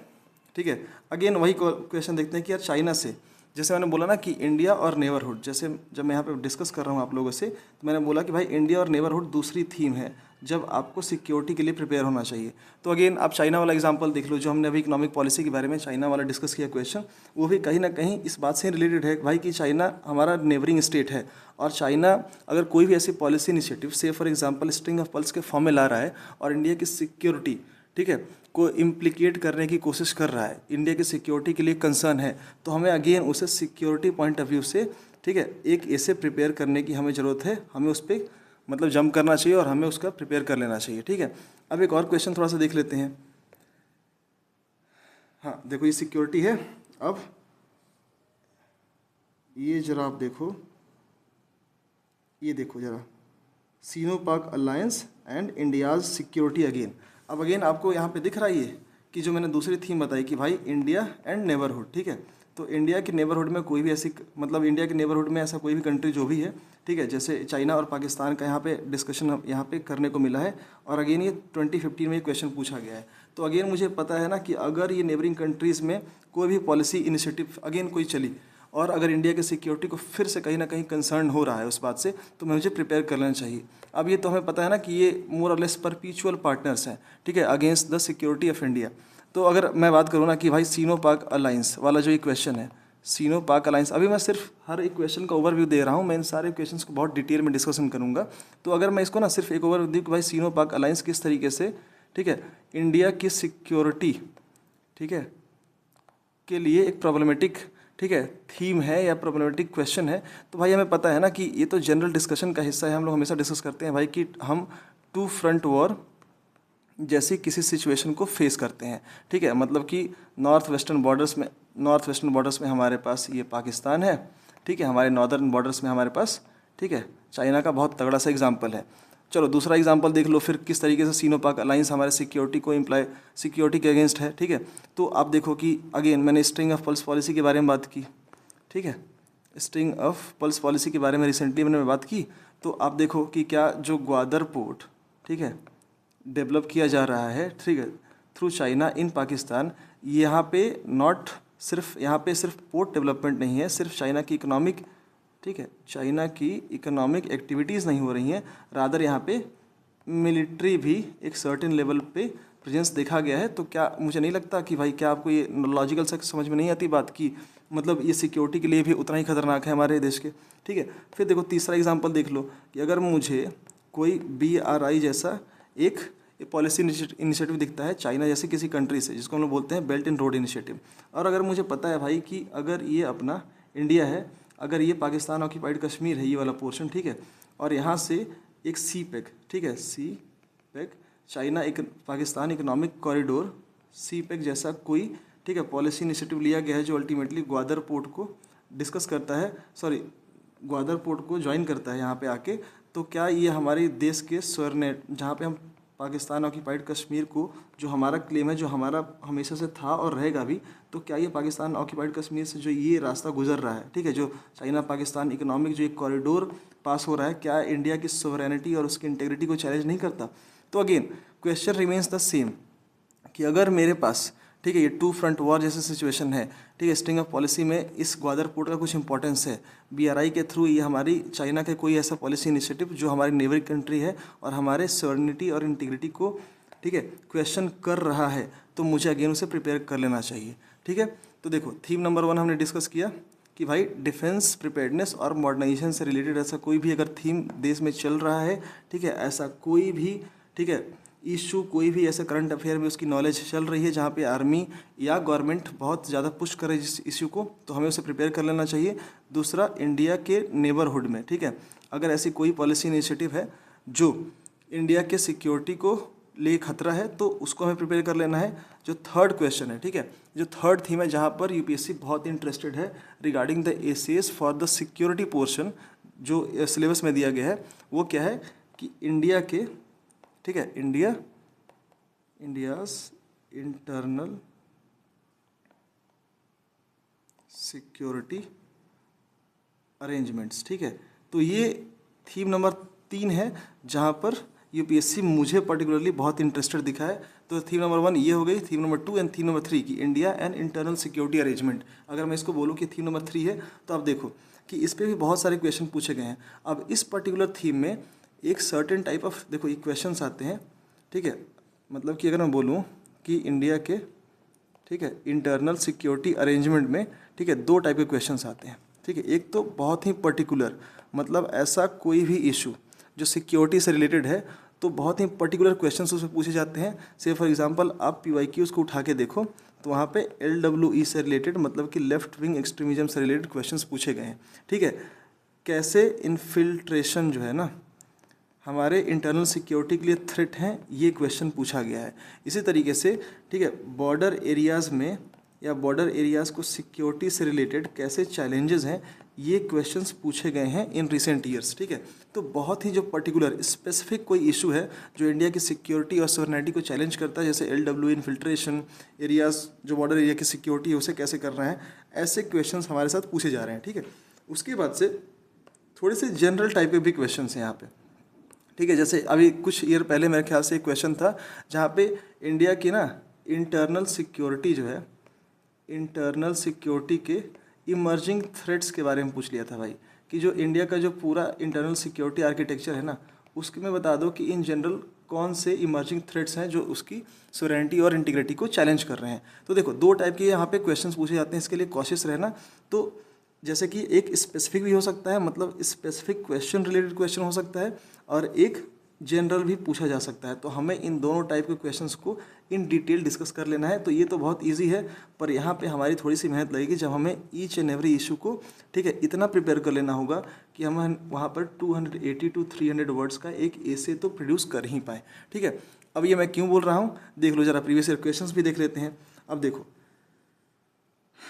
infiltrators are threat to the India security, 2021 में ये क्वेश्चन पूछा गया है। इमर्जिंग थ्रेट्स, अगेन जो मैंने बोला ना कि भाई स्पेसिफिक और जनरल टाइप के क्वेश्चन पूछे जाते हैं, तो अगेन ये जनरल टाइप का क्वेश्चन है, emerging threats to the India's internal security. बहुत ही जनरल क्वेश्चन है, जहाँ पे आपको जितने भी नक्सलिज्म से लेके जो प्रॉब्लम है CAPFs की, ठीक है, जो बॉर्डर एरिया में चैलेंजेस है, मतलब इन सबको डिटेल में नहीं करना है, आपको जनरली आपको डिस्कस कर देना है। तो एक तो ये स्पेसिफिक प्रॉब्लम हो गई। ठीक है, अब आप जरा देख लो कि और सारे कैसे, देखो ये देखो, securing India's international border are challenging exercise for the Indian armed forces. Again border area में सिक्योरिटी से रिलेटेड ये स्पेसिफिक क्वेश्चन है जो सिक्योरिटी पे एसे की डिमांड करता है, सिक्योरिटी से रिलेटेड एसे की डिमांड करता है। तो आपको दिख रहा है, ये देखो, penetration of the LW in the tribal areas. Again ये LW की जो इशू है, ये वाला जो इशू है, ये एक स्पेसिफिक प्रॉब्लम है, ठीक है, इंडिया की सिक्योरिटी से रिलेटेड, और इस पर ये क्वेश्चन पूछा गया है। ठीक है, तो आप देख रहे हो कि थीम्स मोर और लेस सेम है। ठीक है ना, एक मिनट, देखो थीम्स जो हमारे पास है ना, ये सेम है कि ये देखो थीम्स जो डिफेंस प्रिपेयर्डनेस एंड मॉडर्नाइजेशन से रिलेटेड अगर कोई ऐसी थीम चल रही है, कोई इशू चल रहा है, तो उसे डिस्कस करना है। ठीक है, इंडिया एंड नेबरहुड रिलेशंस, इस पर अगर कोई थीम आ रही है, इस पर कोई अगर इशू चल रहा है, तो हमें उसको डिस्कस कर लेना है, उस पर नोट्स प्रिपेयर कर लेने हैं। और अगेन इंडिया और इंटरनल सिक्योरिटी, इंडियाज़ के इंटरनल सिक्योरिटी अरेंजमेंट के बारे में अगर कोई भी ऐसा इशू है, तो मुझे इस पर डिस्कस करना है। तो ये हमारे बेसिक 3 थीम होंगे जहाँ पर मुझे प्रिपेयर कर लेना होगा क्वेश्चंस को। इस पे वेरिड क्वेश्चन पूछे जा सकते हैं, जैसे मैंने आपको PYQs में दिखाया ना कि प्रिपेयर्डनेस के ऊपर अलग क्वेश्चन पूछे गए हैं, इंडिया के नेबरहुड रिलेशंस में कभी चाइना पाकिस्तान के बारे में पूछा गया है, कभी पाकिस्तान स्पेसिफिक हो गए हैं, कभी इंडिया से नेपाल के प्रॉब्लम्स हैं, उसकी वजह से क्या सिक्योरिटी प्रॉब्लम्स हो सकती हैं, उसके बारे में क्वेश्चन पूछ लिए गए हैं। ठीक है, तो ये सारी चीज़ें चल रही है। इसी तरीके से इंडिया की इंटरनल सिक्योरिटी में कभी LW के बारे में पूछा, ठीक है, कभी इसने बॉर्डर एरिया में चैलेंजेस के बारे में पूछ लिया, कभी इसने साइबर थ्रेट्स के बारे में पूछ लिया। तो ये सारी चीज़ें ये बार बार पूछे जा रहा है, पर ये जो थीम्स है ना, कॉमन थीम्स, ये सेम ही रहते हैं, ये लॉजिक सेम ही है। इसी के अंदर, इन ब्रॉडर थीम्स के अंदर हमें इन सब टॉपिक्स, ये जैसे LW, border area, cyber security, ये इंडो नेपाल, ये सारी चीज़ों को तैयार करना है। ठीक है, तो ये आपको समझ में आ गया। तो फिर अगेन, जैसा कि मैंने पहले भी बोला है ना कि अगर मुझे किसी चीज़ को समझना है तो मुझे क्या करना होगा कि भाई पहले मुझे फिर से वही मैं आपको रिपीट कर रहा हूँ कि इंडिकेटिव टॉपिक्स को देख लिया मैंने, ठीक है, मैंने सिक्योरिटी पे PYQs को देख लिए, ठीक है, मुझे सिलेबस का पता ही है, ठीक है, जिसके थ्रू मुझे इंडिकेटिव टॉपिक्स पता चले। अब मुझे क्या करना है कि इनको यूज़ करके, PYQs को यूज़ करके, मुझे कुछ करंट प्लस कंटेम्प्रेरी अफेयर्स के इश्यूज़ को अपने दिमाग में, ठीक है, थोड़ा सा डालना है, मतलब उसको इंटरनेट के थ्रू सर्च करना है, और उस पर क्या है कि डायमेंशंस को अगेन एक्सप्लोर करना है। अगेन डायमेंशन एक्सप्लोरेशन का मतलब क्या है कि भाई मुझे इनके बेसिस पे, यूजिंग दिस 2 थिंग्स, मुझे ये प्रेडिक्ट करना होगा कि भाई इस बार कौन सा क्वेश्चन आ सकता है। ठीक है, तो मैं आपको एक सिंपल सा बस एग्जाम्पल दूँ ना कि भाई इस साल के लिए मुझे क्या प्रिपेयर कर लेना चाहिए। देखिए बहुत सारी ऐसी चीज़ें जिसको प्रिपेयर कर सकते हैं, पर एक स्पेसिफिक, बाद में हम और सारी प्रॉब्लम्स को भी डिस्कस करेंगे, पर अगर एक स्पेसिफिक प्रॉब्लम की मैं बात करूँ तो यार देखो, अगर मैं बोलूँ कि भाई ठीक है ये अपना नॉर्थ ईस्ट है, ठीक है, और अगर इसमें क्या प्रॉब्लम चल रही है, अगर मुझे बोला ना कि स्पेसिफिक प्रॉब्लम भी पूछ रहा है सिक्योरिटी में, और जनरल क्वेश्चन भी पूछ रहा है, ठीक है, जनरल इश्यूज़ के बारे में भी पूछ रहा है सिक्योरिटी से रिलेटेड, तो अगर मैं स्पेसिफिक इशू के बारे में बात करूँ ना, और इसको एक स्पेशल कॉन्टेक्स्ट के बारे में बात करूँ, नॉर्थ ईस्ट इशू को, तो क्या हम पिछले साल से नहीं देख रहे हैं कि भाई मणिपुर, ठीक है, एक तरीके से ठीक है, बहुत ही प्रॉब्लमेटिक स्टेट में है। And this is the reason कि आपको भाई प्रेसिडेंट रूल गवर्नमेंट को यहाँ पे इम्पोज करना ही पड़ा। ठीक है, क्या आपको नहीं पता है भाई कि यहाँ पे गोल्डन ट्रायंगल जैसा कोई इशू है, ठीक है, जिसकी वजह से यहाँ पे ड्रग इन्फिल्ट्रेट करता है और बहुत ज़्यादा प्रॉब्लम होती है इस ड्रग की वजह से। आपको क्या नहीं पता है कि यहाँ पे बांग्लादेश जैसा कोई देश है जहाँ से इलीगल इमिग्रेशन बहुत, ठीक है, मतलब हेवी वेट एक तरीके से कह सकते हैं कि इलीगल इमिग्रेशन है, और जो यहाँ की इंडिजिनस पॉपुलेशन के लिए एक बहुत बड़ी प्रॉब्लम है। ठीक है, इसी तरीके से मैं अगर और दूसरे कॉन्टेक्स्ट में बात करूँ ना, तो क्या मुझे नहीं पता है कि भाई एक हमारे नॉर्थ ईस्ट के भाई बहनों के लिए ना एक जनरल डिससेटिस्फैक्शन तो रहता ही है, ठीक है, from the government of India. क्योंकि यार आप देख लो, राइट फ्रॉम द इंडिपेंडेंस इन्हें थोड़ा सा तो अलग रखा ही गया है। आप चाहे पॉलिसी इनिशिएटिव के थ्रू देख लो, चाहे हम जो अपने आप को so called main land India का पार्ट मानते हैं और जिस तरीके से हमारा बिहेवियर होता है, तो इन मतलब है ना सिटीजन्स के लिए जो हमारे नॉर्थ ईस्ट से बिलोंग करते हैं उनके लिए प्रॉब्लम तो है ही। ठीक है, क्या मुझे यहाँ पे नहीं पता है कि यहाँ पे एक बहुत ही डिफरेंट काइंड की ना इथनिक लॉयल्टी, ठीक है, ठीक है, एथनिक लॉयल्टी काम करती है। ठीक है, ट्राइबल लॉयल्टी यहाँ पे बहुत, ठीक है, इंटेंस फॉर्म में एग्जिस्ट करती है। और उसका एक बहुत बड़ा रीज़न है कि जो हमने अभी रिसेंट, ठीक है, एस्केलेशंस देखे 2 डिस्ट्रिक्ट्स के बीच में, मणिपुर के चूड़ाचंदपुर के और एक और, I think I am not able to remember that name, ठीक है, कि एक और डिस्ट्रिक्ट था जिसके बीच में 2 एथनिक ग्रुप के लोग रहते हैं, ठीक है, और उनके बीच में प्रॉब्लम्स हुई। तो ये जो सारा कॉन्टेक्स्ट है ना, इसकी वजह से हमें इस बार जो है ये प्रिपेयर कर लेना चाहिए भाई कि नॉर्थ ईस्ट, जैसा कि रिसेंटली हमारे प्राइम मिनिस्टर ने बोला ना भाई कि यार ये तो हमारा हार्ट है, ठीक है, north east is the heart of our country, but we all know that the heart of our country और जो the beating of heart of our country is not that well, that not that healthy nowadays. तो मुझे भाई साहब इस पर prepare कर ही लेना पड़ेगा, तभी मैं अपने आप को एक काउंटेबल पोजीशन में पा सकता हूँ। जब मुझे ऐसे के सामने कहीं गलती से चमक गया कि भाई इंडिया के, ठीक है, नॉर्थ ईस्ट की सिक्योरिटी इम्प्लीकेशन पे आप एक ऐसे लिखो इन 2025 CAPF पेपर, ठीक है। तो ये बात मुझे समझ में आ गई। तो अगेन मैं थोड़ा सा रिपीट कर देता हूँ कि सबसे पहले भाई मुझे इंडिकेटिव टॉपिक देखना है, मुझे PYQs देखने हैं, मुझे एनालाइज करना है, फिर मुझे करंट एंड कंटेम्प्रेरी अफेयर्स को PYQ से ऐड करना है कि भाई क्यों करंट और कंटेम्प्रेरी अफेयर्स की वजह से ही PYQ चमके। एंड अल्टीमेटली मुझे डायमेंशंस को एक्सप्लोर करके उन क्वेश्चंस को प्रेडिक्ट कर लेना है जो इस बार 2025 में आने वाले हैं, along with the other PYQs जो पिछली बार पूछे जा चुके हैं। तो अगेन ये मेरा सिक्योरिटी यहाँ पे ख़त्म होता है। एक बस लास्ट में हम लोग थोड़ा सा और आप लोग टाइम दो, ठीक है, डील करते हैं PYQs related to the polity. अब इसको मैं बहुत तेज़ी से करूँगा, ठीक है, अब ऑलरेडी मैं बहुत थोड़ा सा टाइम ले चुका हूँ आप लोगों का। तो चलो थोड़ा सा इसको और भी डिस्कस करते हैं, थोड़ा सा और आपकी क्लैरिटी ज़्यादा अच्छे से बढ़ जाएगी। अब देखो फिर से मैं वही कि सर्टेन थीम्स जहाँ पे UPSC अगेन इंटरेस्टेड होती है इन द पॉलिटी, ठीक है। पॉलिटी ही क्यों, इसका रीज़न फिर सिंपल है कि भाई सिलेबस में लिखा हुआ है कि भाई पॉलिटी से रिलेटेड मैं ऐसे पूछूंगा, UPSC ने ये बोल दिया है, तो आपको ये पूछ कर लेना है और इसलिए मैं आपको ये पढ़ा रहा हूँ। देखो तो अगर फिर मैं PYQs जो मैंने कुछ एनालाइज़ किए ना, तो उसके बेसिस पे मुझे यही पता चला कि भाई there are certain themes again. और वो थीम्स कौन सी हैं, 2 टाइप की थीम्स हैं। एक वो थीम्स, ठीक है, जो हमारे करंट इवेंट्स का तो हिस्सा है, जो हमारे कंटेम्प्रेरी इवेंट्स का तो हिस्सा है, पर उसका कोरिलेशन जो है ना वो कोर पॉलिटी से है, ठीक है, मतलब ठीक है, कोर पॉलिटी से इसका कोरिलेशन है। कोर पॉलिटी से कैसे, देखो इस पे क्योंकि क्वेश्चन पूछे गए हैं रिलेटेड टू द फेडरलिज्म। आप PYQs उठा के देखो आपको क्वेश्चंस मिल जाएंगे, ठीक है। इस पे क्वेश्चन पूछे गए हैं रोल ऑफ गवर्नर से रिलेटेड, ठीक है, इस पे क्वेश्चंस पूछे गए हैं, ठीक है, रोल एंड फंक्शंस, ठीक है, ऑफ टू एन एक्सटेंट हम बोल सकते हैं कि जो कॉन्स्टिट्यूशनल इंस्टीट्यूशंस हमारे देश में जो है ना, जैसे कि पार्लियामेंट, ठीक है। अगेन कोर पॉलिटी से रिलेटेड जो क्वेश्चंस पूछे गए हैं they are related to the reservation issue, ठीक है। इसी तरीके से और भी क्वेश्चंस पूछे गए हैं। तो मतलब मैं ही बताना चाहता था भाई कि देखो पॉलिटी जब भी आप पढ़ोगे तो 4-5 बेसिक थीम को तैयार करो, स्पेशली जो 3 बेसिक थीम्स है। एक कि कोई भी ऐसा इशू करंट या कंटेम्प्रेरी अफेयर में हो और उसका रेलेवेंस है ना कोर पॉलिटी के चैप्टर्स से हो, तो आप उसको एक तो रिलेट करो, ठीक है, पहले तो उसको प्रिपेयर कर लो, ठीक है। दूसरी बात क्या है भाई कि, ठीक है, पॉलिटिकल पार्टीज़, ठीक है, पॉलिटिकल पार्टीज़ नाम का एक चैप्टर है अपने लक्ष्मीकांत, जो हम लोग पॉलिटी के लिए रेफ़र करते हैं, उसमें एक पॉलिटिकल पार्टीज टाइप का एक क्वेश्चन एक चैप्टर है, उससे हमको रिलेट करना है अपने आप को, ठीक है। और जो दूसरी थीम पूछी जाती है कि देखो political parties and the nature of politics, ठीक है, पॉलिटिक्स ऑन ग्राउंड। मैं आपको ना ये सारे PYQs अभी थोड़ी देर में दिखाऊंगा, तो आपको पता चलेगा कि मैं क्यों इन सिर्फ 3 थीम्स के बारे में डिस्कस कर रहा हूँ। और एक जो होती है ना जो हार्ड कोर, ठीक है, हार्ड कोर, ठीक है, करंट इवेंट से रिलेटेड थीम है, ठीक है, करंट थीम पे क्वेश्चंस पूछे जाते हैं। अब यही 3 जो basic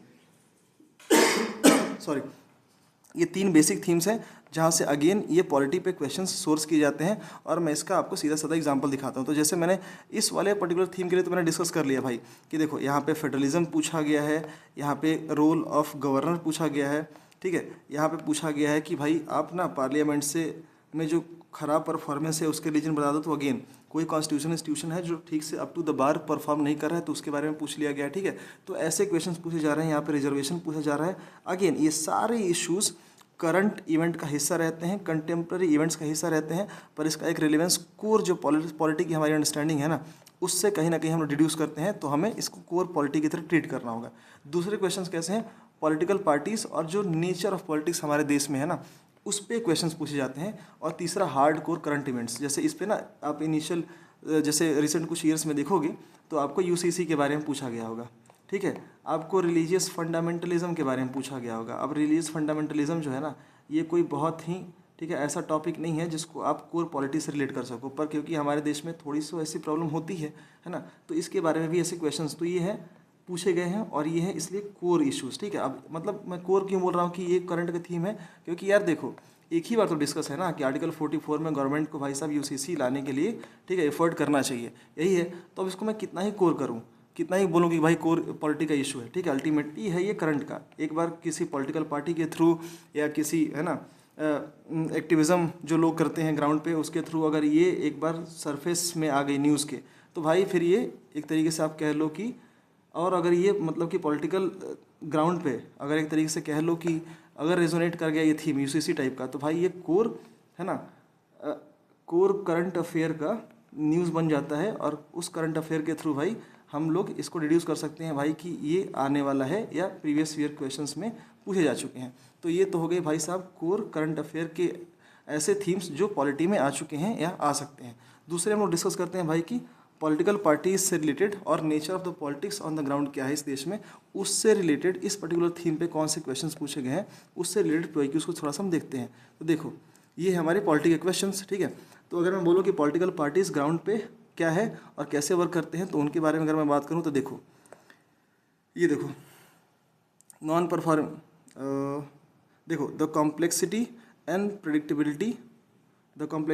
unpredictability of the Indian politics. Again ये क्वेश्चन आया कब, ठीक है, 2019 में। अब क्या मैं इसको इस बात पे फिर से आपका अटेंशन गेन कर सकता हूँ कि भाई ये तो वही क्वेश्चन है कि हमारे ग्राउंड में किस तरीके की पॉलिटिक्स होती है, हमारे देश में किस तरीके की पॉलिटिक्स होती है, उस पर क्वेश्चन पूछा गया। ऑफ कोर्स हमारी पॉलिटिक्स बहुत अनप्रेडिक्टेबल है, बहुत कॉम्प्लेक्स है, इसलिए ये क्वेश्चन पूछा गया है, ठीक है। अब देखो ये political awareness among the social elites is inconsequential. Again ये आर्ग्यूमेंट्स का सेक्शन में पूछा गया है, पर फिर भी अगर आर्ग्यूमेंट पूछा गया है मतलब कि UPSC इंटरेस्टेड है तो हमें इसे ऐसे की तरह भी ट्रीट कर ही लेना चाहिए, इस पर क्वेश्चन प्रिपेयर कर ही लेना चाहिए, इस पर नोट्स प्रिपेयर कर लेना चाहिए। तो अगेन इसका रिलेशन सिर्फ वही हम कह सकते हैं ना कि भाई पॉलिटिक्स ग्राउंड पे किस तरीके की है, ठीक है। एलिट्स के बीच में पॉलिटिक्स किसी को आए चाहे नहीं आए उससे फ़र्क पड़ता नहीं है, because they are just concern about certain things जो उनको सिर्फ बेनिफिट करती है। ये कॉमन परसेप्शन तो है हमारे कंट्री में, ठीक है। तो अगेन वही बात है कि भाई कैसे क्वेश्चंस पूछे जा रहे हैं कि पॉलिटिक्स कैसे तरीके से ग्राउंड पे हमारे हैं वैसे क्वेश्चन पूछे जा रहे हैं, ठीक है। अब देखो ये तीसरा क्वेश्चन देखो, party politics in India is flourishing family business. क्या अगेन ये नहीं है कि भाई एक नेचर है हमारे देश की पॉलिटिक्स का कि ग्राउंड पे पॉलिटिक्स,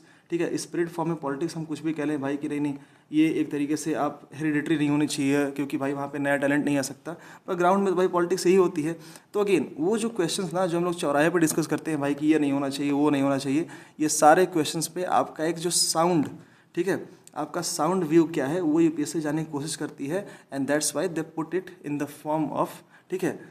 ऐसे सेक्शन, ठीक है। तो ग्राउंड पे क्या पॉलिटिक्स चल रही है, आप बजाय कि चौराहे पे उसे खड़े होकर डिस्कस करो, आप उसे कोशिश करो कि आप इस फॉर्म में भी डिस्कस कर सको कि भाई मैं उस पर 280 से 300 वर्ड्स का एक आंसर लिख सकूँगा, ठीक है। तो थीम नंबर 1 हो गया कि ग्राउंड पे कैसे पॉलिटिक्स हो रही है। फिर जो मैंने बोला था भाई कि देखो कोर पॉलिटी है ना, जो करंट और कंटेम्प्रेरी अफेयर से रिलेटेड हो, उस पर क्वेश्चन पूछे जा रहे हैं। तो अब देखो कोर पॉलिटी के क्वेश्चंस देखो, role of governor in the Indian polity. ठीक है, सिंपल बात है कि कब हमें नहीं पता है। अभी रिसेंट हमने देखा है भाई ना कि तमिलनाडु के बीच में क्या चल रहा है, तमिलनाडु गवर्नर, ठीक है, और सुप्रीम कोर्ट के बीच में जो अभी टसल हुआ रिगार्डिंग द, ठीक है, जो बिल उन्होंने अपने पास कंसेंट के बजाय रख लिया था, एक तरीके से आप बोल दो कि मतलब प्रेसिडेंट ने भी पॉकेट वीटो टाइप का एक्सरसाइज किया था और सुप्रीम कोर्ट ने इस पर अपना एक जजमेंट भी दिया। तो क्या ये टसल हमेशा नहीं चलता है, राइट फ्रॉम, अगर बात करोगे केरला गवर्नमेंट, मतलब स्पेशली जहाँ पे अगर सेंटर पे ऐसी कोई गवर्नमेंट है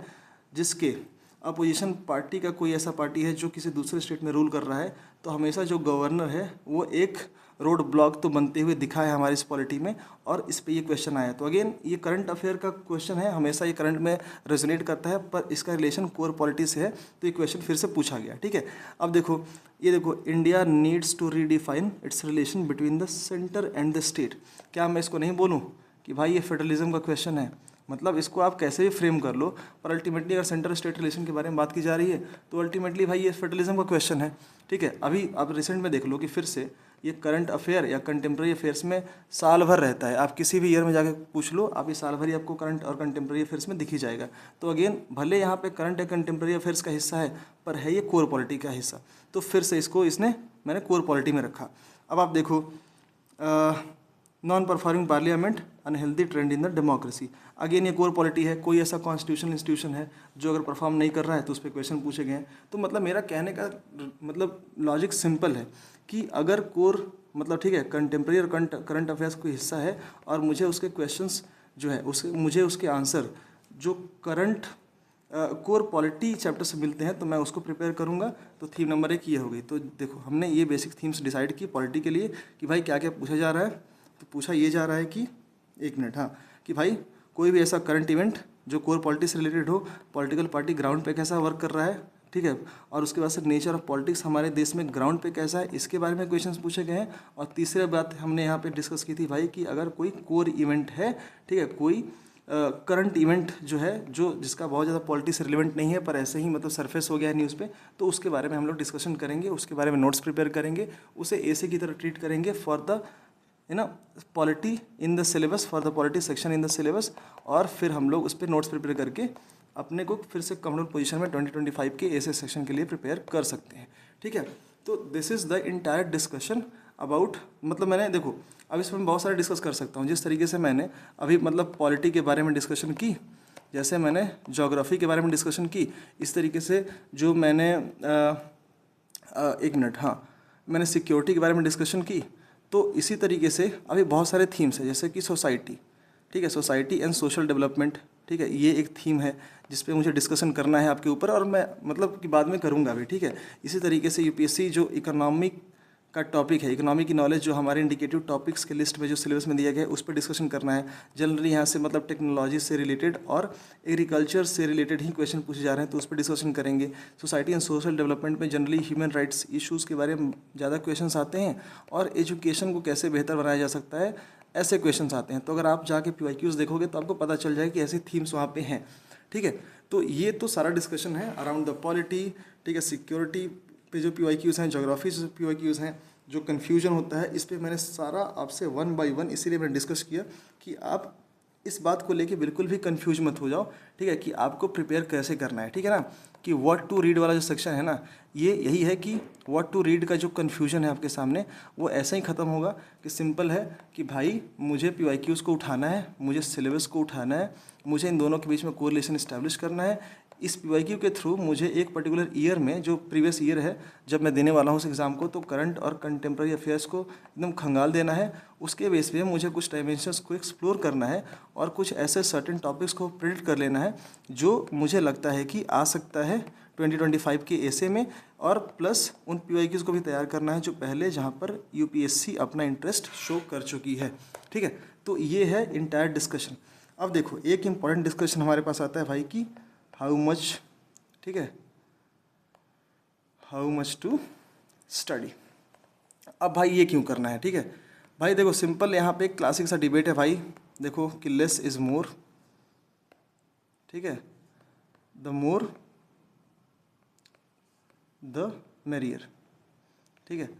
ये दो डिबेट हमारे पास आता है भाई कि कितना पढ़ना है ना, जब भी हमारे पास ये कन्फ्यूजन हो तो इतना जान लो भाई कि लेस इज़ मोर। हमें देखो, इतना लेस इज़ मोर का मतलब ये नहीं पढ़ना है यार कि अब किसी पर्टिकुलर टॉपिक में 280 वर्ड का एक ऐसे भी नहीं लिख पाऊँ, पर मुझे इतना ज़रूर पढ़ लेना है भाई ना कि मैं उन सारे टॉपिक्स को जो इंडिकेटिव टॉपिक्स के लिस्ट में दिए गए हैं उसको मैं यहाँ पे कम्प्लीटली, मेरे पास है ना 2 पेज की एटलीस्ट एक नोट्स तैयार हो जहाँ पर मैं 300 वर्ड्स के आंसर लिखने में बहुत ज़्यादा कंफर्टेबल हूँ। ठीक है, वहाँ मुझे ना हो कि भाई मैं लेस इज़ मोर के डिबेट में फंस के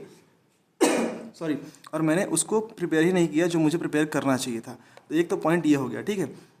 उसके बाद से हाँ, लेस इज़ मोर बहुत इंपॉर्टेंट है क्योंकि अल्टीमेटली आपकी ये लिमिट्स को डिसाइड कर देता है। आपको पता है कि अगर आपने रिवीजन नहीं किया और ये बस अननेसेसरी माइंडलेसली आप ये कॉपी किताब और ये जितने भी इसको भी पढ़ लो उसको भी पढ़ लो, ठीक है, ट्रम्प का कुछ इशू चल रहा है तो उसको पढ़ लो, इंडिया और चाइना में कुछ चल रहा है सबको पढ़ लो माइंडलेसली, जो हम ना ये जो कलेक्शन, सोर्स कलेक्शन, जो मतलब टॉपिक के कलेक्शन के पीछे भागते हैं ना कि भाई ये भी पढ़ लो, वो भी पढ़ लो, इसकी भी नोट्स बना लो, तो उससे अगर आपको बचना है तो आपको जो ये लेस इज़ मोर वाला कॉन्सेप्ट है ना, इसको एकदम बाय हार्ट दिमाग में एकदम रट लेना होगा कि आप इससे ऊपर मत जाओ। ठीक है, बस आप उतने ही टॉपिक्स को प्रिपेयर करो बेस्ड ऑन द PYQs। ठीक है, based on the dimension exploration, जो जिसमें डिफेंस बेस्ड आपकी हेल्प करेगा। ठीक है, कि आप भाई उतने टॉपिक्स को कर लिया जिसपे मैं आप 280 क्वेश्चंस को, सॉरी 280 वर्ड्स के आंसर को मैं लिख सकूँ। ठीक है, फिर एक क्वेश्चन आता है भाई कि the more is the merrier. ठीक है, ये भी एक डिबेट है कि भाई तो क्या लेस इज़ मोर है तो कुछ भी प्रिपेयर कर लूँ? नहीं, मोर इज़ मेरियर की डिबेट में सिंपल लॉजिक ये है भाई कि जितना ज़्यादा पढ़ोगे उतना अच्छा है। और मैं यही बार बार बोल रहा हूँ कि आप एटलीस्ट उतना प्रिपेयर कर लो। ठीक है, उस चक्कर में मत फंसो कि लेस इतना कम कर लो भाई कि मुझे पता ही नहीं चले कि मुझे लिखना क्या है। ठीक है, जब एग्ज़ाम टाइम में आप बैठो तो आप उतना एटलीस्ट प्रिपेयर कर लो इस मोर द मेरियर वाले कॉन्सेप्ट के हिसाब से कि आप 280 वर्ड्स का आंसर लिख सको। ठीक है, आपकी एक पेरिफेरल नॉलेज अच्छी हो, जब आप अच्छी ठीक ठाक पढ़ाई करते हो तो आपकी पेरिफेरल नॉलेज उतनी अच्छी होती है। तो कहीं if you are taken by surprise, ठीक है, by seeing a very different question जो आपने कभी प्रिपेयर ही नहीं किया फॉर द एग्जामिनेशन, तो आप ना you are not taken aback, you are not taken surprise कि भाई अब मैं इस पर कैसे लिखूँ। ठीक है, तो सिंपल बात है कि हमें द लेस इज़ मोर और द मोर द मेरियर, इन दोनों भी कॉन्सेप्ट के बीच में एक स्ट्राइक, मुझे एक बैलेंस स्ट्राइक करना होगा जहाँ पर मैं 280 to 300 वर्ड्स का ऐसा कोई आंसर लिख सकूं जो प्रोफेसर को दिखे तो भाई उसको चमके कि हाँ भाई एक साउंड, ठीक है, नॉलेज वाला आदमी इसको लिखा है। ठीक है, अब एक बस लास्ट हम लोग डिस्कशन करेंगे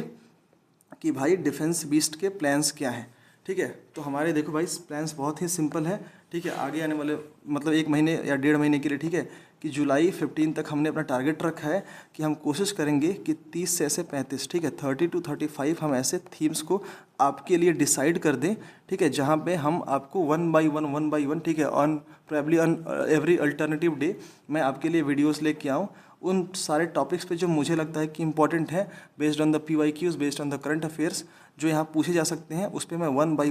वन एवरी अल्टरनेटिव डे पे कोशिश करूँगा कि मैं आपके पास वीडियो ले सकूँ, आपको समझा सकूँ, आपको नोट्स दे सकूँ। टेलीग्राम चैनल पे अगर आप आओगे तो उसके नोट्स भी मिल जाएंगे। तो ये हमारा डिस्कशन है कि भाई देखो 15 जुलाई तक हमने एक टारगेट रखा है कि हमें करीब 30 से 35 ऐसे एसेज को प्रिपेयर करना है और आप लोगों को हेल्प करनी है कि आप लोग उसको प्रिपेयर कर सको और अल्टीमेटली आप ऐसे के लेके एक बहुत ही कंफर्टेबल पोजीशन में by the end of July आ सको। ठीक है, तो पॉइंट नंबर 1 कि डिफेंस बेस्ड के प्लान्स ये हैं। ठीक है, दूसरी बात है कि हम कोशिश करेंगे भाई कि CDS और CAPF में ना जो PYQ बेस्ड सेशंस हैं, जो ऑब्जेक्टिव टाइप क्वेश्चंस आते हैं ना पेपर 1 में, ठीक है, उस पर हम लोग डिस्कशन कर सकें। तो उस पर जितने भी ट्रिक्स एंड लॉजिक्स हो सकते हैं जो मैंने मतलब प्रीवियस ईयर में क्वेश्चंस को देखा है, क्योंकि मैंने एग्ज़ाम को क्लियर किया है, तो मुझे पता है कि भाई क्या क्या आ सकता है, क्या पूछ सकता है, क्या एक पर्टिकुलर लॉजिक होता है जहाँ से आप एग्ज़ाम 1 by 1 आप क्लियर करते हो, आप कभी अटकते नहीं हो। ठीक है, तो उन चीज़ों को through different videos, through the objective type of videos, जहाँ पे मैं ऑब्जेक्टिव क्वेश्चंस को, ऑब्जेक्टिव PYQs को डिस्कस करूँगा, वहाँ पर आपके साथ आपके अंडरस्टैंडिंग को डेवलप करने की कोशिश करूँगा। ठीक उसके बाद हम लोग कोशिश करेंगे ना कि लास्ट मंथ जो है, ठीक है, जब मैं जुलाई में हम लोग इंटर करेंगे तो जितने भी ऐसे में PYQs आए हैं उस पर मैं आपको पर्टिकुलर एक है ना 1 पेज के नोट्स दे सकूँ जहाँ पे आप प्रिपेयर कर लो। तो आपको जो सॉरी यार, just give me a second.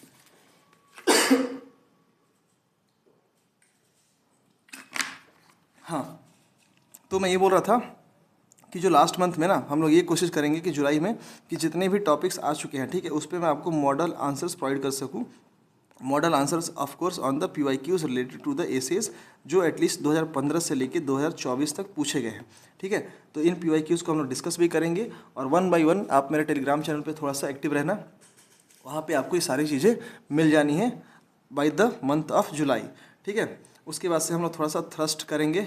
Other sections पे, जैसे कॉम्प्रिहेंशन, रिपोर्ट राइटिंग, ग्रामर। ये बहुत टाइम नहीं लेने वाला है, बहुत इजी सा सेक्शन है। एक बार हमने एसे पे कमांड कर लिया, एसे पे अपनी अंडरस्टैंडिंग को डेवलप कर ली, तो we are going to sell through this very very easily, ठीक है। तो इस पर हम ये जो दूसरे सेक्शंस हैं ना, इसको भी कोशिश करेंगे कि लास्ट के 10 से 15 दिन में इस पर अपना थ्रस्ट जनरेट कर सकें, यहाँ पे थ्रस्ट दे सकें, जिससे कि आपको यहाँ भी कंफर्टेबल होने में कोई प्रॉब्लम ना हो और आप 110 मार्क्स से लेके 120 मार्क्स के बीच वाले सेक्शन में आप आ सके और अल्टीमेटली आप फाइनल मेरिट लिस्ट में आप घुस सके, आपका नाम हो, ठीक है। तो दीज आर आवर प्लान्स, ठीक है। और ये प्लान्स कहाँ तक हैं? 15 जुलाई तक। इसको हम कंप्लाई करने की 100% कोशिश करेंगे, इस पे हम टिके रहेंगे एंड दैट्स आर, ठीक है, challenge to our self, this is also challenge to our self. और आपको ये प्रॉमिस भी है कि हम ये करने वाले हैं, ठीक है, अल्टीमेटली। चलो भाई, तो थैंक यू ये इतना मेरे साथ होल्ड करने के लिए। मैं आपको बार बार बोल रहा था कि लास्ट सेकंड तक आप मेरे साथ टिको। मुझे थोड़ा सा तो इस बात का है कि आपको थोड़ी बहुत तो चीज़ें समझ में आ गई होंगी भाई कि PYQs का रिलेवेंस क्या है। एक जो माइंडलेस डिस्कशंस होता है ना अराउंड कि भाई ऐसे में क्या पढ़ लूँ, ये सारा कन्फ्यूजन होता है, थोड़ा बहुत दूर हो ही गया होगा। आपको इतना एक road map, basic road map समझ में आ गया होगा भाई कि PYQs से लेके, ठीक है, सिलेबस को देख के करंट और कंटेम्प्रेरी अफेयर्स के बेसिस पे डायमेंशंस को एक्सप्लोर करना होता है और इन डायमेंशंस पे अच्छे नोट्स प्रिपेयर करने होते हैं, जहाँ पर डाइवर्सिटी हो, जहाँ पर वैरायटी हो, और अल्टीमेटली उसे रिवाइज करके, ठीक है, टेस्ट लिखना होता है और उस पर फिर वही कट पेस्ट और कॉपी फाइनल D-Day के दिन करना होता है, ठीक है। तो ये आपको समझ में आ गया होगा। तो चलो भाई, थैंक यू। और अगर आपको फर्दर थोड़ा भी अगर आपको अच्छा लगा, जो कि मुझे लगता है कि अच्छा लगा होगा, तो just stay tuned on our Telegram channel. हम फर्दर अपडेट्स करते रहेंगे कि हम क्या क्या करने वाले हैं। और टेलीग्राम चैनल का नाम है, ठीक है, आप ये देखो, लिंक आपको डिस्क्रिप्शन में भी मिल जाएगा, पर ये पर्टिकुलर चैनल को आप चाहो तो सर्च करके मिल सकता है आपको, जिसको हम लोग बोलते हैं @defense beast official, ठीक है। तो अगर आपने इसको सर्च किया तो आपको ये टेलीग्राम पे मिल जाएगा, उस पर आप जाके चेक करना। हम थोड़ी सी दूसरे जो करंट अफेयर से रिलेटेड, ठीक है, और PYQ के बेस्ड पे ऑब्जेक्टिव टाइप ऑफ क्वेश्चंस हैं, उसको भी डिस्कस करने की कोशिश कर रहे हैं। हम पॉकेट PDF का कॉन्सेप्ट डेवलप करने की कोशिश कर रहे हैं। तो this is all for the today. अब देखो, एक लास्ट में आपको मैं बताना चाहता हूँ भाई कि देखो, हमारा इस बात को थोड़ा सा आप लोग ख्याल करना कि अगर आप इंगेज रहोगे, ठीक है, इन द कमेंट सेक्शन, तो भाई ये हमारा एक अल्टीमेट मोटिवेशन होगा। हमको ये फील होगा यार कि आपको ये थोड़ा सा चमका है, आपको थोड़ा सा तो ऐसे गाइडेड प्रिपरेशन में कैसे करना है, ये बात आपको चमकी है। तो देखो, हमारा मोटिवेशन सिंपल है कि आपका इंगेजमेंट, ठीक है, आप जितना इंगेज करोगे डिफेंस बीस्ट के साथ में, उतना ही आपको मोटिवेशन हमें मिलता रहेगा। उतने ही हम कोशिश करेंगे कि भाई आप मतलब ट्यून्ड रहो इस चीज़ के साथ में, डिफेंस बीस्ट के साथ में आप जुड़े रहो और आप इंगेज करोगे तो हमें फिर और अल्टीमेटली वही मोटिवेशन मिलेगा। हम आगे भी उतनी ही ऑनेस्टी से वीडियोस आपके सामने लाने की कोशिश करेंगे, जहाँ पे मैं डिमिस्टिफाई करूँगा नॉट ओनली द CAPF के बारे में, बल्कि अदर जो डिफेंस एग्जामिनेशन वहाँ भी। तो ठीक है, फिर आप अपने थोड़ा सा फीडबैक्स को शेयर करना, आप कमेंट सेक्शन में थोड़ा सा लिखो कि आपको क्या पसंद आया, क्या पसंद नहीं आया, ठीक है, क्या आपको लगता है कि भाई डिफेंस बीस्ट को इम्प्रूव करना चाहिए, या आपके क्या प्लान्स हैं, ठीक है, आप हमारे प्लान्स में किस तरीके से मतलब चेंजेस चाहते हो, आप क्या चाहते हो कि मैं टेलीग्राम पे कुछ और टाइप का इनिशिएटिव शुरू करूं जो आपके, ठीक है, प्रिपरेशन के साथ सही हो, आपके प्रिपरेशन के साथ अलाइंड हो। तो इन सारी चीज़ों को, अगर आपको कुछ भी कन्फ्यूजन है, anything that you want to know again about the defense beast, हमारे plans के बारे में, तो please give your feedbacks in the comment section on our telegram channel. We are all there, we are all, ठीक है, there to welcome your comments, ठीक है। हमें भी इम्प्रूवमेंट होगी, आपके प्रिपरेशन में इम्प्रूवमेंट होगी, और ये मेरा चैलेंज है कि अगर आप 1.5 महीने इस पर टिके तो एटलीस्ट एसे में तो आप एक बहुत कंफर्टेबल पोजीशन में रहोगे, और 2025 के एसे में, ठीक है, आप एक्सेल कर ही जाओगे, पेपर 2 में एक्सेल कर ही जाओगे। तो चलो, इसी मैसेज के साथ बेस्ट ऑफ लक फॉर 2025। मिलते हैं नेक्स्ट वीडियो में। Thank you.